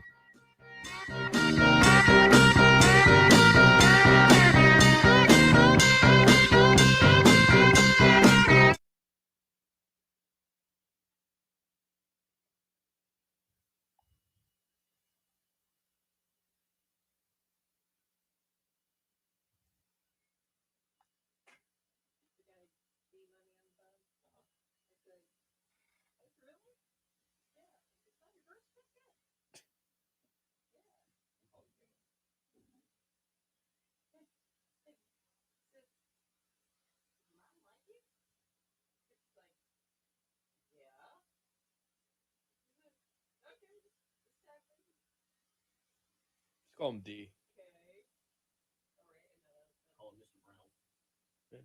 I think I think Heath refuses to call Gamecock Larry. I'm pretty sure he just calls him Larry. Pretty sure he refused to do any titles.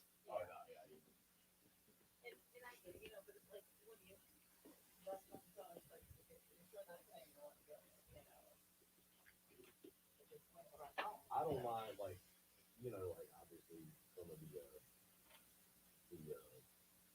one, I really don't mind it. Clifton Sean or Gamecock Larry or Gator Ryan.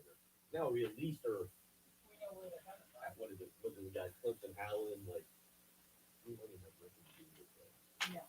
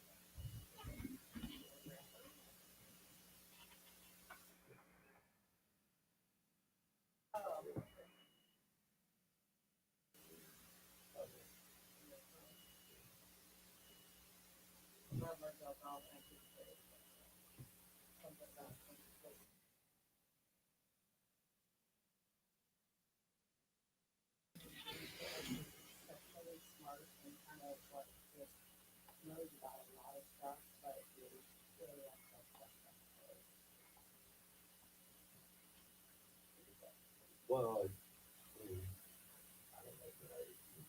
Sitting around all day and just reading, like, kind of thinking.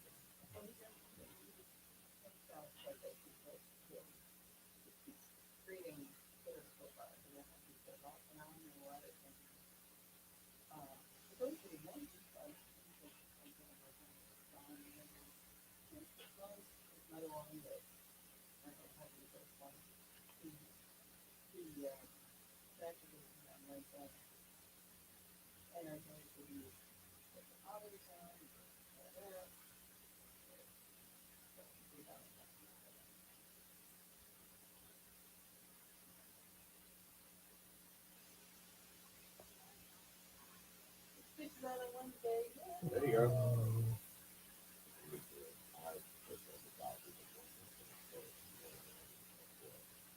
I don't care. Well, I really have to. It's really honest. Consultation. I'll deal with it all.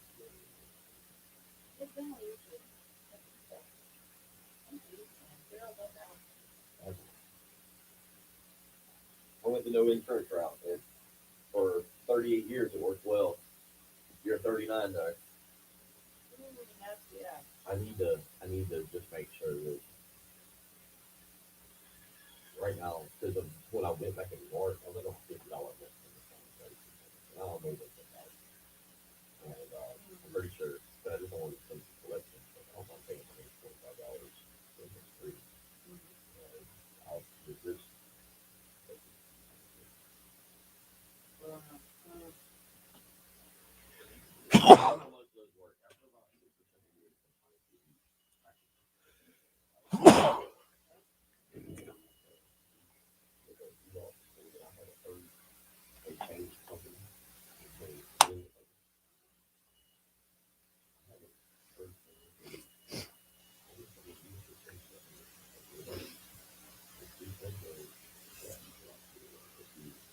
they never said association. They're in breach, but we don't just figure out who's contact. We don't have contact. And say, I thought we got it after August.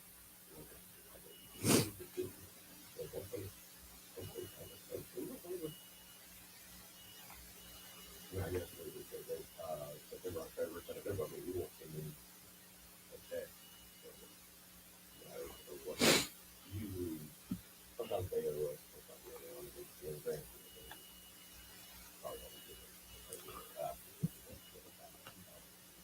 But the grant is they are. But I mean, like, they live us, you go back and take off the credit or do something. And I'm kind of thinking,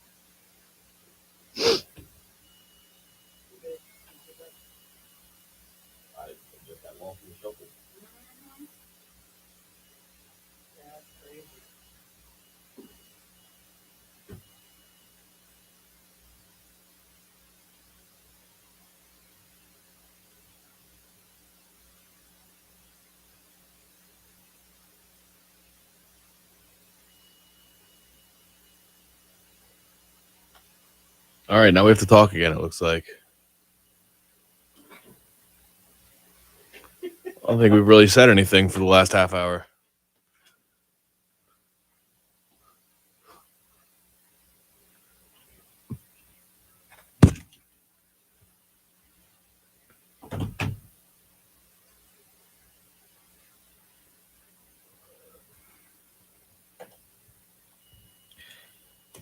Eight 803-404-6100. That's how you can join us this morning. If you need a little Monday morning football therapy, if you got some feelings and you just want to get them out, Patrick. You got some pent up anger. I don't blame you. Yell at us. Do not yell at your significant other, your kids. Do not get mad at the family pet. That's why we are here. We are here. If you want to call in and you're so upset, you're so angry, you've had enough. You're like John, who's just he'd had enough in hour number 2. Yeah. Previous call, was that Ray, the previous caller? Was that right? Am I right? Who's the most upset fan base in the country right now? Right now. Ohio Auburn, State. Ohio State, Oklahoma. At least Ohio State and Oklahoma can say we're still Ohio State and Oklahoma, and we'll come back next year and potentially contend for a playoff. Oklahoma is very, very interesting because where does Oklahoma go from now? Brent Venable's name yesterday. Look, there was a bunch of names that got thrown out for Oklahoma yesterday. If you've been living under a rock, if you're a South Carolina fan and you said I'm going to ignore social media and television, and I'm just going to have a quiet day out in the yard, and you've just decided you were going to get away from it all. If you missed the news yesterday, Lincoln Riley accepted the Southern Cal head coaching job. Oklahoma is without head coach this morning. Okay, Oklahoma and LSU is without head coach. And not only is Oklahoma, the LSU situation is just as bad, and we'll get to those. Well, it was just the Lincoln Riley thing where he's in the press conference and was very coy when he said, "I will not be the next head coach at LSU." All right, Next well, question. Hold on, I'll let him 12 hours later, he's the next coach at Southern Cal. And on top of that, the number 3 ranked prospect in the ESPN Junior 300 for the class of 2023, Malachi Nelson, the next big quarterback, he instantly decommitted from Oklahoma yesterday. They lost several recruits. Brandon Ennis, 5-star receiver from Florida, and then Trayon Webb, top 5 running back in the country from Florida. Yeah, it went south. But I mean, where do you think the kid from Orange, California, who decommitted from Oklahoma, is going to go? I got a pretty good guess. Southern Cal? Yeah, going right. Got to a pretty Cal. good guess. But if you're Oklahoma this morning, names kind of popped out. The best part of this yesterday, and I never saw it confirmed. Like either by confirmed, I never saw an Oklahoma representative or Bob Stoops himself confirmed that he will coach the bowl game. You said that was the rumor yesterday that Bob Stoops will coach the bowl game. That he's going to pull who was the former athlete? I think he's the former. He might still be the athletic director, Barry Alvarez, who basically he would lose a coach during bowl season. He would just step in and coach it, add that one to his win total, bring in a new coach.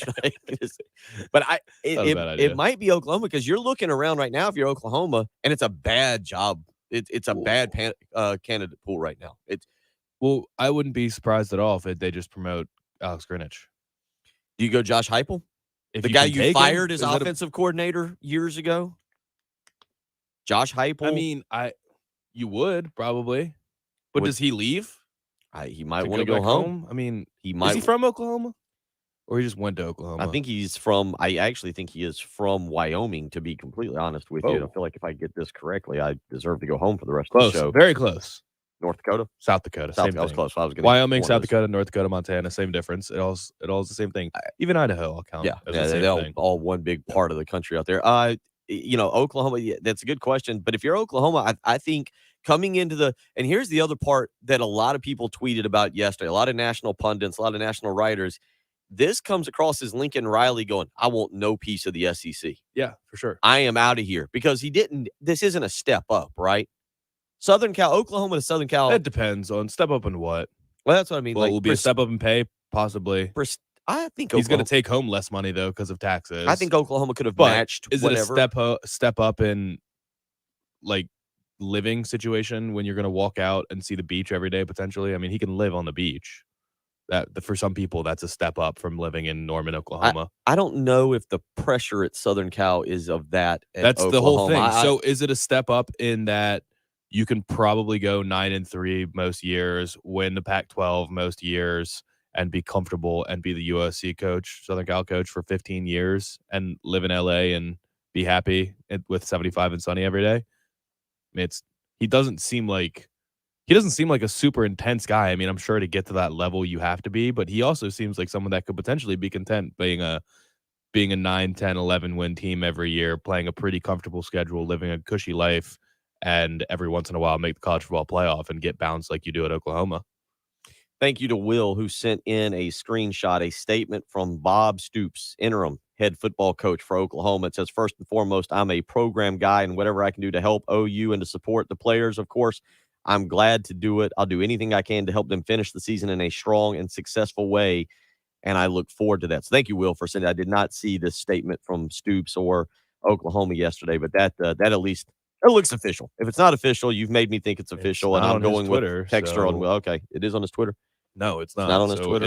Is it official? I mean, I don't know. If not, Will's tricked me, and that doesn't take much, but you win there. 803-404-6100. So you had that yesterday.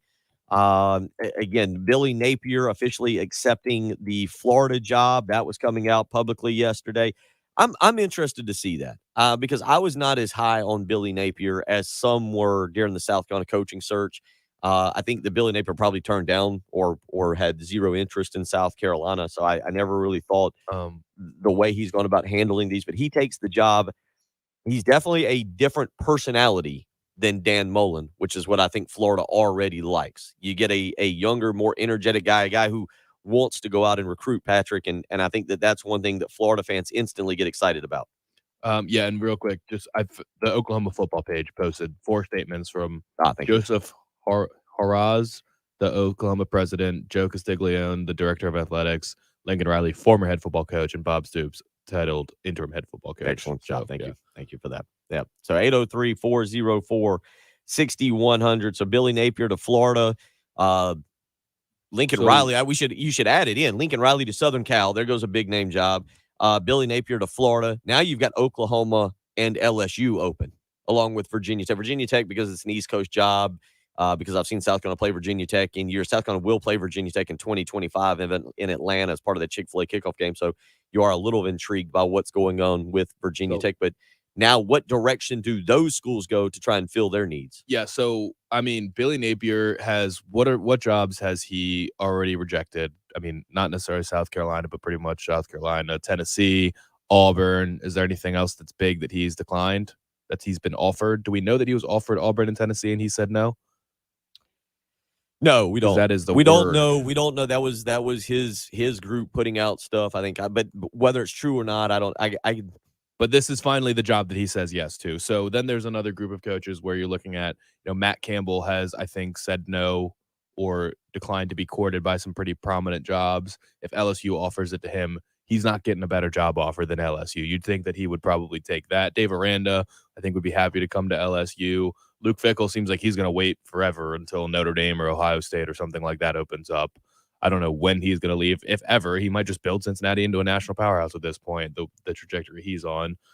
So, yeah, that's probably – I mean, that would probably be the next group. I know there's buzz about Jeff Brom a couple years ago. I don't think he's going to leave. So, I don't know. I think for these next couple jobs, it's going to come down to Matt Campbell's the big name. Aranda will be the big name. I don't know how many coordinators are going to be out there, and Josh Heupel will probably be the name for Oklahoma at this point. It's going to be interesting. There's going to be a lot of unsatisfied programs. I already know for a fact right now LSU's not going to be happy. LSU fans are not going to be happy with whoever they hire. I don't know how Oklahoma fans can end up happy when they've lost their coach, and I guess Florida fans are happy with Billy Napier. I mean, I guess they think that it's the best they can do. He's good for the culture, and he'll recruit hard. I think in terms of secondary candidates, and by secondary, I mean if you weren't going to go grab an established sitting Power 5 head coach, Billy Napier is the name for, again, and I use this term loosely, the secondary market there that you're looking for. And it probably, again, was the name that you're looking at. This Blake, was, I mean, really, though, for everything we were criticizing Southern Cal for the last couple of weeks or years, everyone that started thumping their chest saying this is the best job in the country, they're probably taking a victory lap right now, because after all was said and done, Southern Cal got the prize of all of the coaching search. And again, you go out and you get them from an established program in Oklahoma who I think financially could have matched exactly what LSU thought they were going to be able to do, go big game hunting. They failed and lost to a Southern Cal. And it will be interesting to see. I think one thing with LSU, I don't think Ed Orgeron was the long-term guy. I just don't know if, you look at the coordinator situation and how that's played out. But some people are going to say this, and this will be interesting with Matt Campbell, the pressure cooker of a situation that is Baton Rouge. 114-34. You know whose record that was? Les Miles. 114-34. His last... I mean, their last 3 head coaches won national championships, and two of them were fired. Les Miles had 4 straight 10-win seasons. He had 11-2, 13-1, 10-3, 10-3. Followed that up with an 8-5, and then a 9-3, and then was 2-2 in 2016 before he gets fired. You're right. Ed Orgeron, again, I don't feel like the program was necessarily competing with Alabama, and certainly you look at what Texas A&M, although they beat Texas A&M the other Saturday night. It's interesting. Well, it's the same story for both coaches. I mean, they were offensively challenged. Les Miles ran an archaic offense. Ed Orgeron was completely reliant on coordinators. They caught lightning in a bottle for each of their championship years, and they just never had the program. LSU, that's why I think it's one of the best jobs in the country, because you're going to have a top 5 roster in the country every single year just based off kids from Louisiana, and you're going to have the chance to be a double-digit win team as long as you don't completely botch it. And the last couple of years, Ed Orgeron botched it. So I do wonder if I wonder if Lafayette would be a good fit for him. If he seems like a perfect coach to replace Billy Napier and keep them nationally relevant. 803-404-6100. A lot of you weighing in, and I want to get to a lot of your takes, get back out to the Love Chevy phone lines, but I do like the text so much I've got to read it because it just makes no sense. Why did Bill just pontificate that Lincoln Riley to Southern Cal is about not wanting to compete in the SEC? Come on, Bill. Napier is brave enough to accept the challenge, but Riley is not. Well, yeah. I mean, it looks like. What do you mean? And plus, Billy Napier is coming from Louisiana to Florida. Lincoln Riley had an LSU wall. That's no secret. I think it was most people seem to think it was in the 8-year, $96 million offer. I did not see a number yesterday on what Southern Cal offered, but I mean, you text what you want, but that's certainly the way I don't even looks. get the point of the text. So what? Yes, it's very clear. Come on, Napier's brave enough to accept the challenge, but Riley is not. Well, obviously, because Napier took an SEC job and Lincoln Riley left an SEC job. True. It's like, how can you not read the way it looks? 803-404-6100. Let's get out to the Love Chevy phone lines. Tim is up next. Tim, how you doing this morning? What's on your mind? I'm doing good. How are you? Good. Listen, I love your show, but I'm listening to all these, callers and talking about the coaching and the coordinators and all this and that. I mean, I'm an old man, coached a long time, and I found out a long time ago everybody watching thinks they're a better player than people playing. Everybody watching thinks they're a better coach than the coaches they're coaching. The only people that knows what's going on with this coordinator and all this and that and other and what they're doing is in the building. Anything else is just speculation. They don't know nothing. So right here's what I want to say. Anybody that would have been asked before this season started, if you're 6-6 and going to the bowl, you're going to be happy. Everybody would have said yes. Now they're all, we don't like this. We don't like coordinator. Coaching malpractice, all this crap. I just say, shut up, let the coaches coach, and let's see how this thing plays out. That's about all I got to say. Appreciate the phone call, Tim. It's just 803, short and sweet, just straight to the point. I like the phone call. 803-404-6100.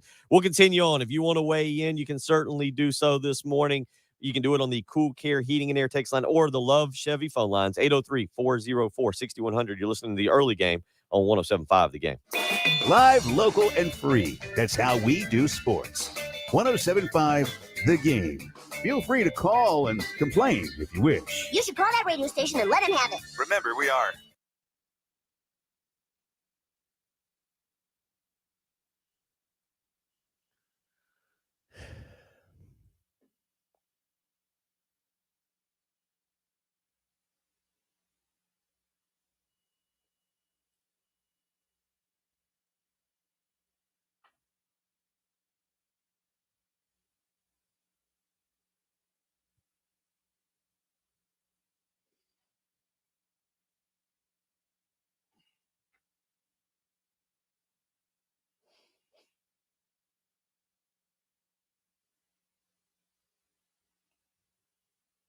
Oh boy.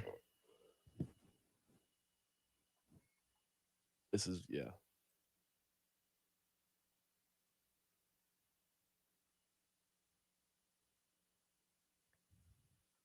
There you go. Greatest call ever. Yeah. I mean, this is an easy morning.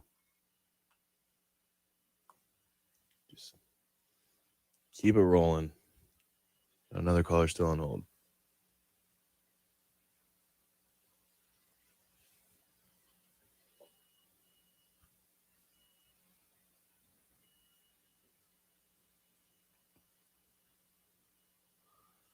That's right. Yeah, I'll take the blame. I should have gone in. Yeah, I mean, I get what he's saying, but when people spend their money and time, they feel like their voices deserve to be heard.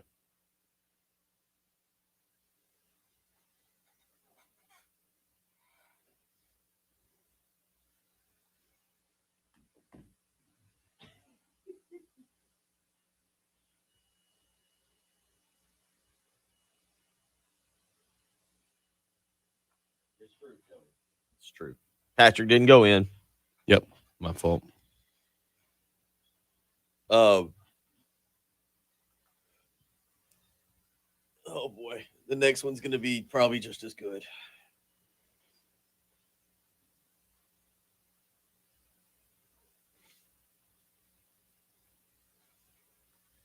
This is a morning, and I'm not putting down podcasts, but this is why local sports talk radio still works, is because people want to have their voice heard right now. Whereas podcasting, you listen to it and you hear opinions, but the podcasting aspect of it, it's hard to weigh in. It's hard. Like if people wanted to weigh in, that's why local radio will continue to work, because you got people who, good or bad.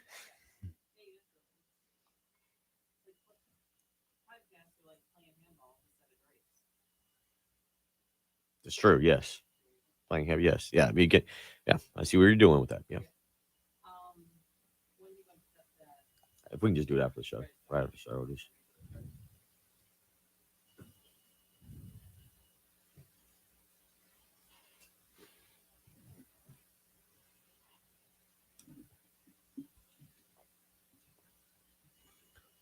So this guy, Jason Kersey, I can confirm Bob Stoops will serve as interim head coach for the Sooners. He was in the team meeting, which the players were informed of Riley's departure. Riley informed the team himself, right? The tweets I saw yesterday, he said that he walked in, he called a team meeting, walked in, told him he was going to Southern Cal, thanked them for everything, and left. Like they said, it was like a 4-minute meeting, and he left. So, but because their point was kind of like, well, at least he didn't just send him a note, and, at least he. But it wasn't really. It was also kind of like a, hey, good luck, thank you for everything, I'm gone. All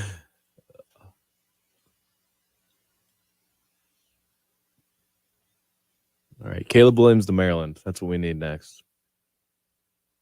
Caleb Williams to Maryland. That's what it came down to. Maryland, LSU, and Oklahoma. That's why in our family we were like, hey, obviously he's going to go to Oklahoma because everyone does. But if he goes to Maryland or LSU, we'll be happy.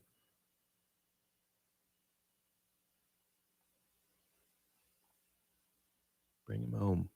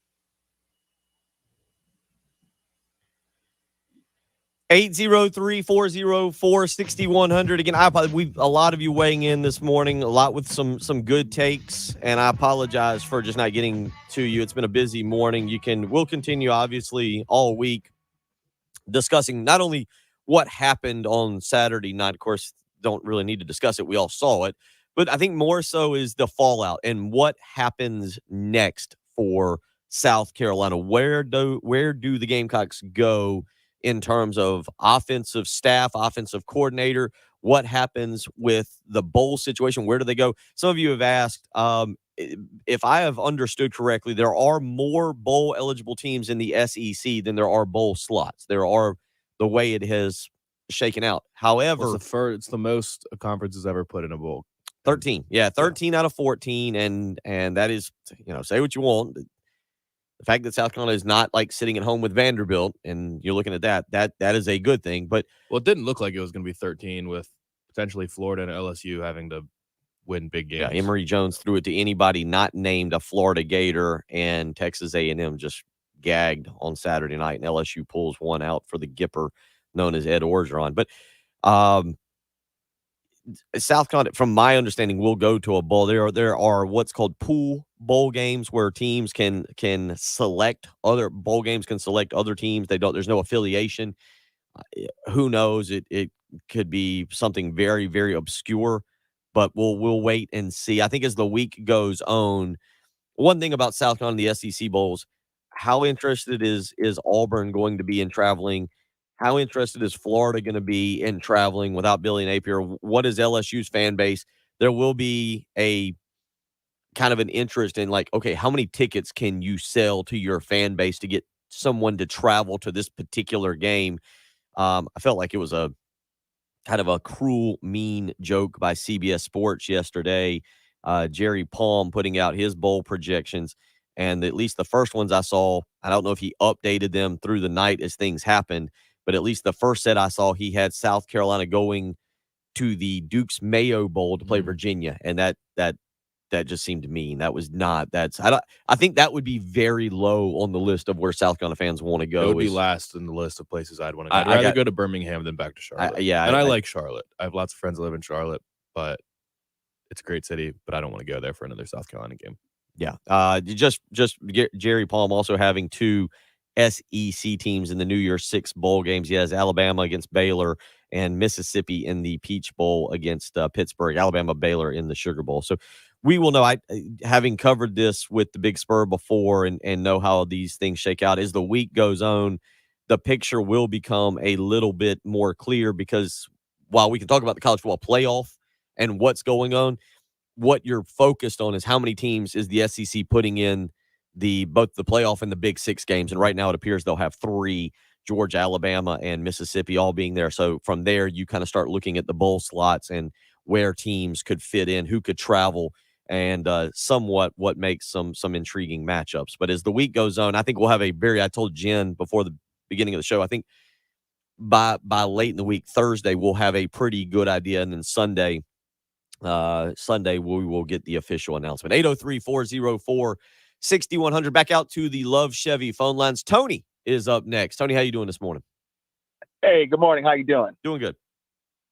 Yeah, I just wanted to call in, and I'm a lifelong Gamecock fan. And I just want to say I was at the game Saturday night. It was disappointing. It was cold. But, I stuck in there. I pulled for the Gamecocks, win, lose, or draw. And I just want to say, I think I think Shane Beamer is doing really good. I think the future is bright for the Gamecock football because you got to understand this is his first year. These are not really his players per se, and he did pretty good with what the card that he was dealt. So you got to understand going forward, if he gets his players, the players that he recruit and get them in there, who knows what we'll be able to have, going forward. Now, it was a little hit against us losing to Clemson because, recruiting in the state of South Carolina is going to be tough. But, he can sell the recruits on, hey, we got something going really good here. This first year I came, we won 6 games, we're going to a bowl. So I think that's, optimistic that he can put out there on the recruiting trail. I had a chance to meet him actually went to one of the practices. So, very enthusiastic coach. In a lot of ways, he's similar to Dabo as far as enthusiasm and football, and so I feel pretty good about Shane Beamer going forward. So I'm going to stop talking and listen to you guys and see what you got to say about that, and go Gamecocks. Yeah, we will as we go through the week and we get the bowl projections, we'll talk about the importance of this bowl game from a momentum standpoint and what it means. Will Muschamp got South Carolina bowl eligible in year one, and they went to Birmingham. And I think from the standpoint, you go back to the importance of that game. I don't know if the bowl game, the win in the bowl game was necessary. South Carolina would obviously lose to South Florida and finish 6-7. I don't know if winning that game was that important that year as much as just getting there and showing improvement. 3 years later, or 2 years later, I guess, he went to, at the time, the Belk Bowl against Virginia with a chance to win his 8th game and kind of move the program along. He had won 9 the year prior. They'd beat Michigan in the Outback Bowl, and at that time, I thought they had to win that game. I thought it was a really big one from a standpoint of continuing to move the program forward. Well, unfortunately, it's not what happened, and I was there that day, and the Crown and Sprite was what got me through that game. They lost 28-0. But the bottom line is I don't know if we're going to look at this game, and we'll talk more about it in the weeks that come, just how important it is for Shane Beamer to continue to establish some momentum in year one. And some of those things, Patrick, the answers for how important is it to go win that bowl game will be based on what do you do with your offensive staff. How does recruiting go on the early signing day? And maybe what's even happening with the transfer portal? Because, look, it's hard for me to sit here on Monday morning after the Carolina Clemson game and say, yeah, South Carolina can go and benefit from the transfer portal. You also wonder if there's a guy or two in the transfer portal that South Carolina need or on their roster that South Carolina needs to come back that elects to hit the transfer portal and try and go somewhere else. Well, and not even as far as the bowl game, I wonder how much people will read into it depending on who plays in the bowl game, because we made a big thing of, or some people made a big deal of Deebo Samuel opting out of the Belk Bowl to get ready for the NFL, and everyone was doing it at that time. I mean, I think it was basically Christian McCaffrey and Leonard Fournette were the first ones to opt out of bowl games, and it just spiraled from there. And you had like teams like UNC playing in massive bowl games last year without some of their best players, most of their best players.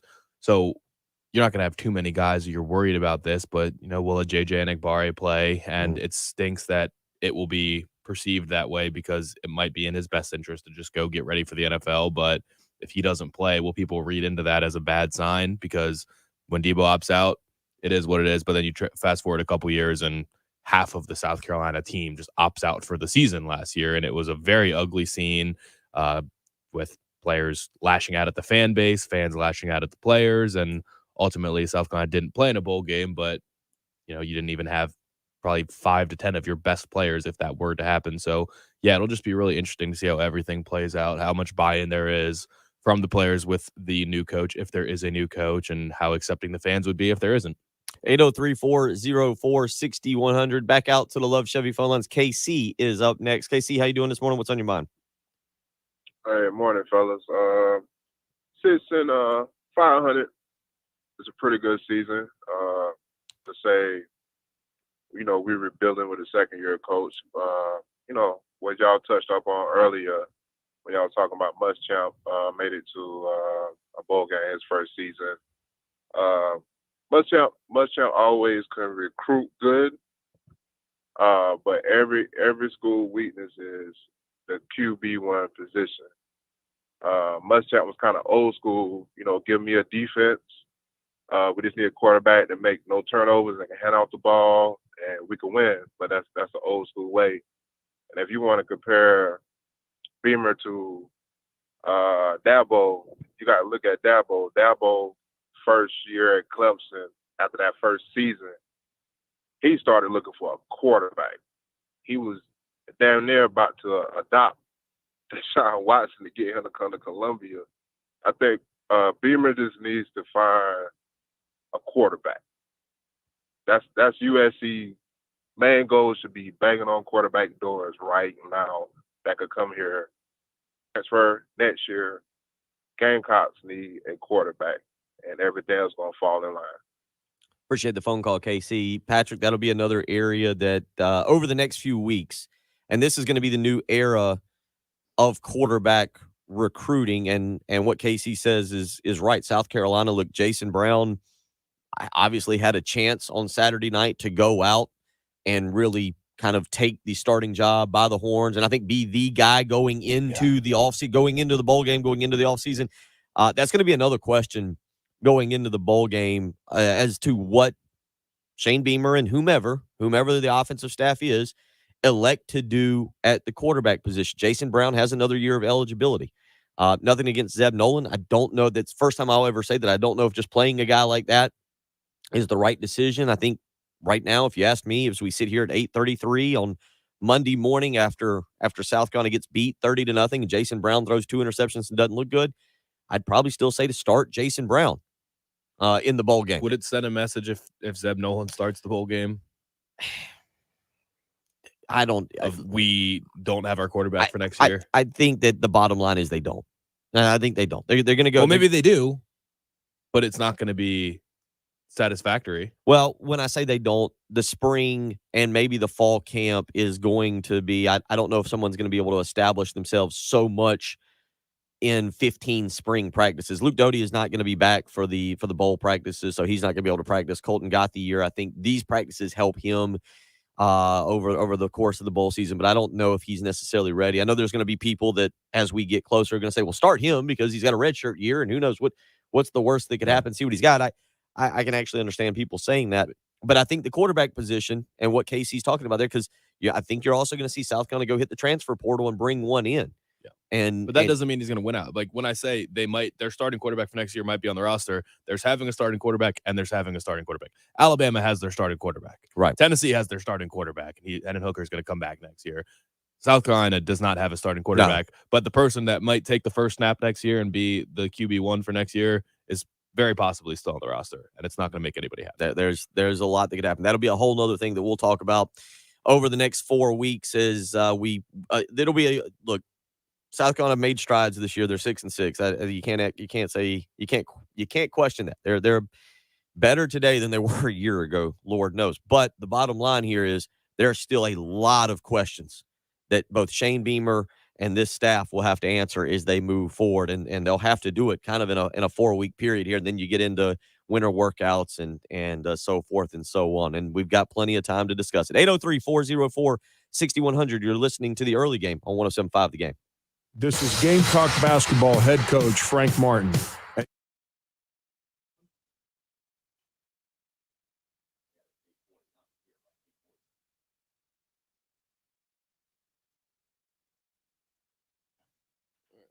2 more.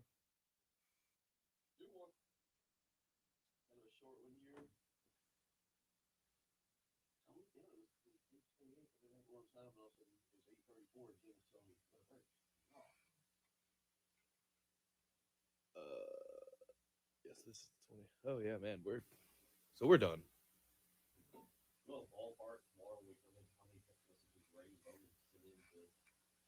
I think he's at 8 for us. I think he'll slow down for the rest of the morning. Well, 1, 2, 3, 4, 5, 6. I said 8. I think he's at 8. Yeah, I think he's at 8.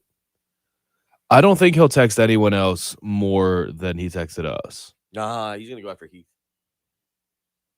Because Heath responds. Yeah, Heath does respond. If Heath responds, it's over for him. 9. He just got to 9. Yeah. He's got to be watching on the live stream. He's got to be watching the live stream. You can't be watching and just send in a text message there to get to 9. I mean, at this rate, he's averaging a text every couple minutes, so.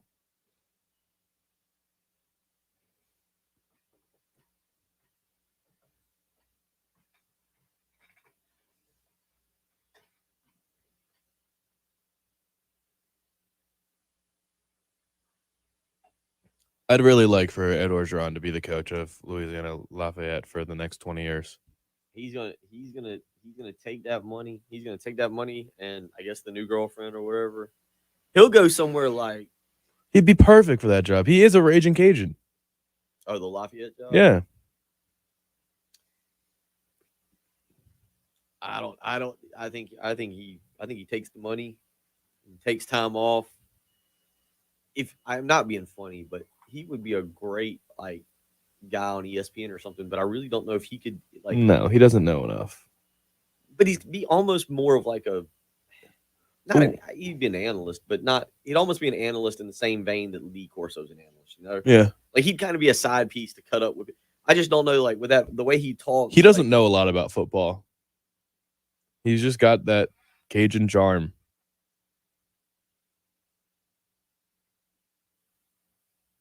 But he could speak. I mean, he could speak in vague sentences about Oklahoma's got a great offense this year once again, and Alabama's really tough this year, and just be really, really vague about everyone and not actually say anything, but have his charming little voice.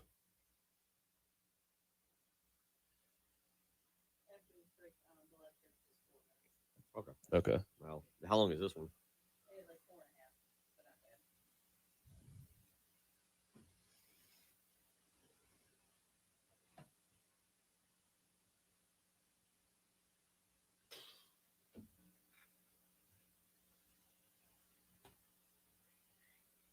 But Chuck, I think what Patrick said, short sentences, but you are right. I could see him where he gets excited, where Orgeron, this is why he wouldn't be good for television. He would get excited and start talking really fast. Yeah. And you really wouldn't understand what he was saying. He'd be cutting up with Peter Burns or somebody. Yeah. But you can, if he's a national college football analyst, they'll say, Coach O, what do you think about the Texas-Oklahoma game this year? And he'll say, oh, it's a very great matchup of two very historic teams. It's always a lot of fun when these two teams meet up, and it's going to be a great game this year too. Yeah. He's not going to give you an interesting. He's not going to break down defensive line. Yeah, he's not going to break down the teams. He's just going to. How old is Orgeron? He's just going to make you realize that college football is great. Never let you forget it.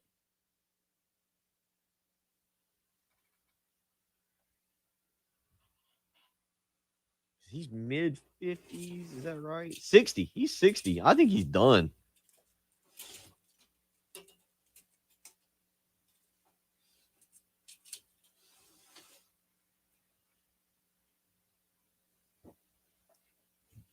Not basically Booger McFarland, but I like John Madden a little bit more than Booger McFarland as a comparison.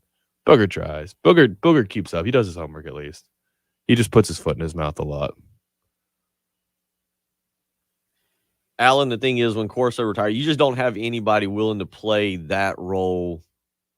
And it's becoming smaller and smaller each year, the role Corso plays, but it's going to take away a lot from the very end of that show, which I got to be honest, I usually watch the first 30 minutes. I'll kind of have it on around the house. I'll watch the first 30 minutes while I drink coffee on Saturday morning. But then I'll kind of have it on if I'm around the house. But then I'll sit down and watch the last 30 minutes, and that's it. But I only watch the last 30 minutes to see the picks.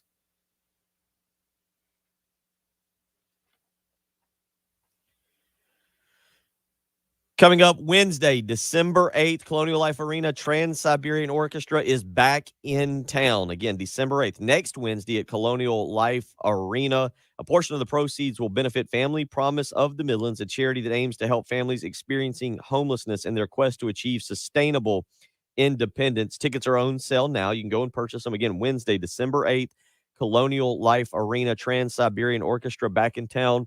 And if you purchase tickets, a portion of the proceeds will benefit Family Promise of the Midlands, a charity that aims to help families experiencing homelessness in their quest to achieve sustainable independence. 803-404-6100 is how you can join us this morning. Again, lot of different ways to look at what South Carolina has done on the season. Certainly Saturday night, Patrick, very disappointing. But the one thing I'll say about Saturday night, and this is not a silver lining, I guess it's just, to me, it's truth. That team we saw Saturday night that got shut out, that was inept on offense and gave up 128 yards to Will Shipley and 265 yards. That's who South Carolina is. I really feel like that version that I saw Saturday night is closer to who South Carolina is right now than the version that I saw beat struggling Florida and Auburn teams. That's where they've got to climb from that, because that team Saturday night that doesn't know how to move the ball, that struggles blocking the defensive line, that doesn't have a good offensive game plan, and that gives up a lot of running yards. Unfortunately, South Carolina kind of masked that, or I shouldn't say unfortunately, but fortunately, they masked that against Auburn and Florida to be able to get to 6 wins, but Saturday night Clemson exposed every deficiency South Carolina has. Yeah, and there was a text earlier that said, "Well, you have a 6-win season, you're going to a bowl game. How could you possibly even think about firing a coordinator? It's ridiculous to even talk about." Well, let's run through the 6 wins. You beat an FCS team, a bad one, a very, very bad FCS team at that. Where did they finish? Keep talking and I'll look. You go to East Carolina and you don't lead in that game at any point. You have a walk-off kick to win the game, and you never led a pretty bad East Carolina team. The next 2 weeks, you score combined 23 points against Georgia and Kentucky, mustered 10 points on your home field in an electric environment with Kentucky coming to town. Defense played really well. Your offense could do absolutely nothing. You limp your way through a Troy game, barely beat a Troy team, 23-14 there, get your doors blown off in Tennessee the next week. You take last drive heroics from Zeb Nolan to beat the Vanderbilt team, who's the only SEC team that's not bowl eligible, score 21 points in that one. Ugly. Texas A&M, one of the great beatdowns in South Carolina history, without Jason Brown coming in and throwing a touchdown late. It looks even worse, but it was literally the worst performance through 3 quarters an SEC team has had in over 20 years. And then you have 2 out of 3 weeks really good performances. Florida was the one that sticks out. That would you say which of these games is not like the other? It's Florida. That was not the South Carolina team we had seen, and it was great. I was there. I had a great time. Then you score 28 points against the Missouri defense that was absolutely horrendous. And it's not like you had some incredible offensive output against Auburn.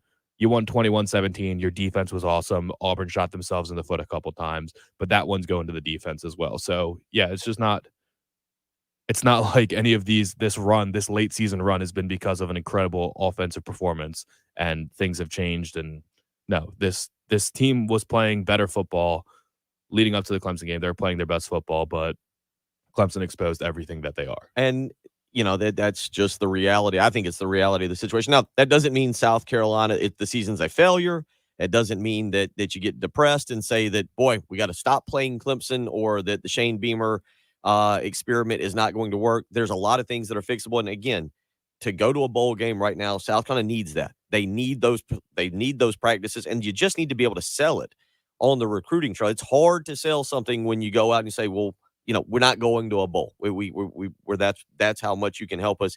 Being able to go at least creates a little bit more excitement. And once I think we move past this week, we'll see. Again, CBS Sports, Jerry Palm has South Carolina in the Duke's Mayo Bowl against Virginia. I don't know if that's realistic. I know that South Carolina is not very excited about potentially going there, and schools do have some say. The South Carolina can't pick out, and say we want to go to the Gator Bowl, but the schools do have a little bit of say in what they may elect to do. And so we'll see how it plays out. Again, I think as we go through the week, we will get more answers on the questions we have. What's going to happen with Marcus Satterfield? I think we will.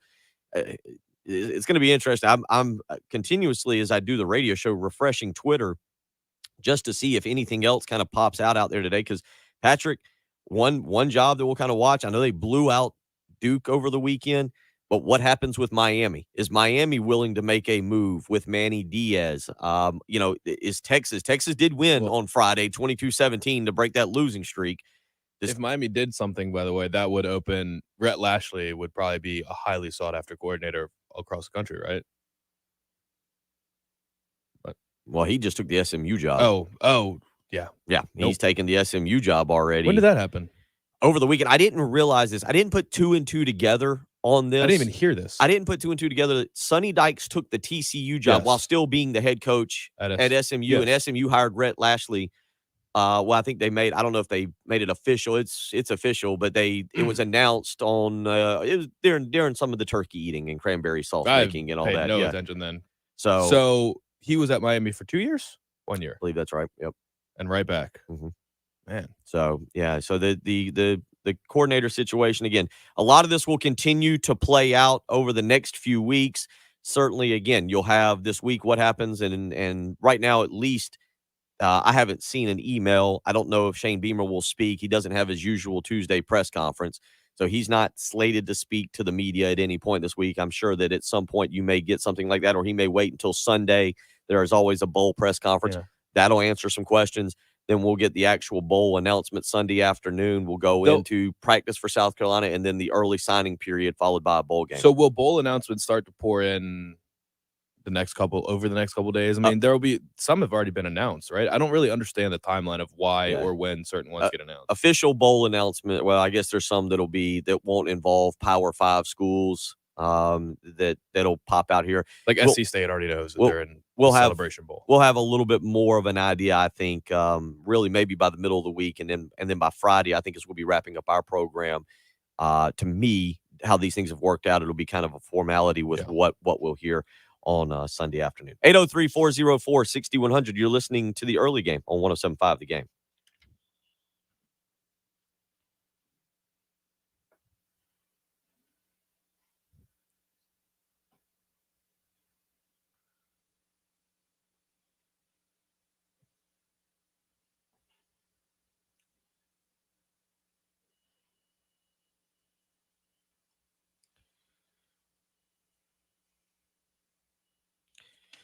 Final few days of November, and then we'll go into December. And then we turn the calendar to 2022. And you know what? Next year, I'll be 40 years of age. Any issues that I'm currently having with muscles, with ligaments, with tissue issues, if I'm having inflammation in some of those muscles, some of those ligaments, it's time to call QC Kinetics. That's why I'll be calling 803-281-6860. I am going to go ahead and make that resolution that I will be healthier in 2022, maybe even try out for the quarterback position at the University of South Carolina. Who knows? They might need a 5'7", slightly out of shape guy to play. If I didn't call QC Kinetics, it wouldn't matter. I wouldn't be able to do it. 803-281-6860. QC Kinetics will get me. They'll get you back to living the lifestyle you want to live. So if you've had issues with your knees, with your hips, your fingers, if you've got inflammation, you've got problems with your muscles or ligaments or tissue, now's the time. They are at the forefront of regenerative medicine. No steroids, no opioids. Call QC Kinetics today for a free consultation. 803-281-6860. You want to feel great in 2022?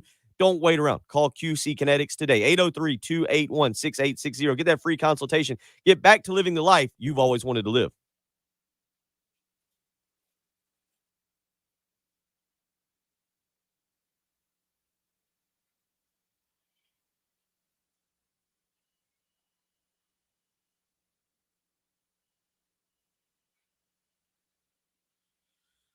Yeah, I tried to move the computer around so that I was semi-able to be seen.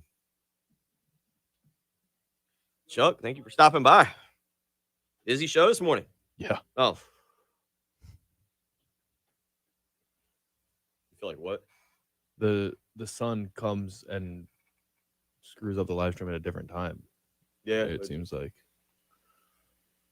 All right, so we're only going to have like a minute or two when we come back.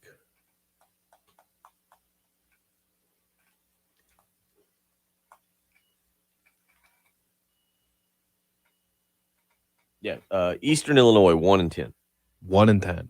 Is he 1-10 or Wow. 1-11? I thought I saw 1-10, but I was trying to do it and listen at the same time. What game did they win? I believe a big one in the middle of the season against Tennessee Tech. Former home of Marcus Satterfield. Yeah. They haven't been the same since he left. Just not 46-0. They did bounce back after the South Carolina game and lose back-to-back games by by a touchdown. So they were on the Nebraska path.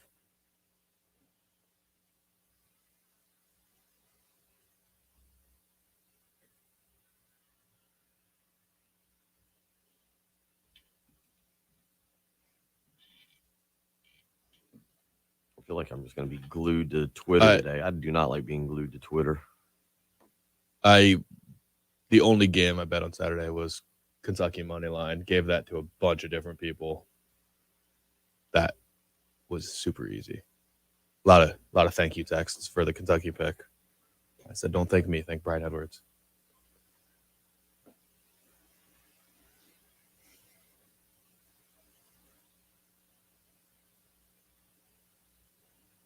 course we did, RL. Cupboard's bare. Cupboard's bare.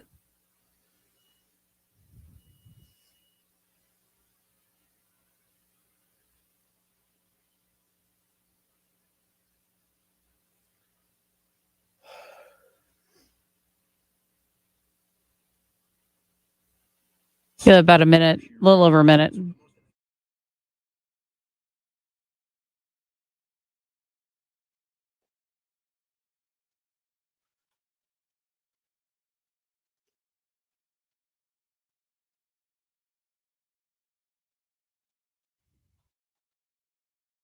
Kirk Cousins lined up under the guard yesterday. I missed that. I saw somebody was making fun of him, but like I said, Kirk Cousins on lining up behind the guard. Just got under the wrong guy.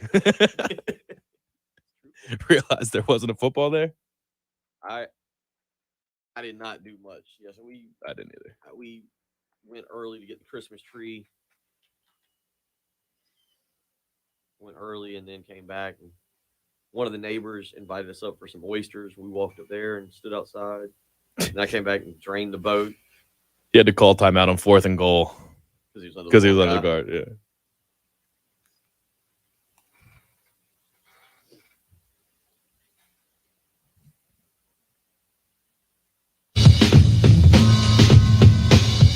Final minute here of the early game, the Monday morning therapy edition, in which we have covered the spectrum here. Some of you saying, it's all right. 6-6, pleased with the direction of the program, make a few changes here and there.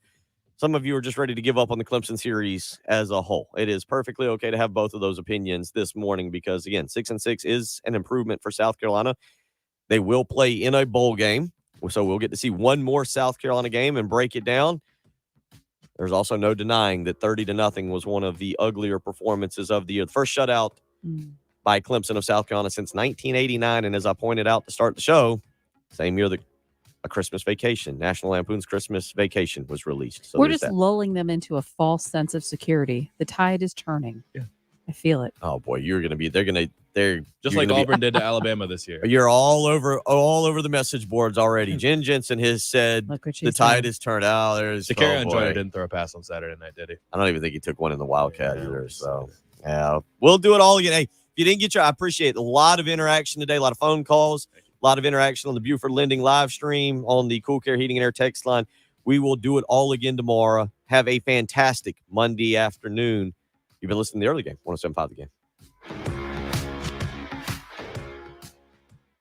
Gamecocks, Brady. I couldn't resist. Good. Bill's going to do a live show out here, so we are signing off. We'll see you tomorrow. Have a great day. Have a great Monday.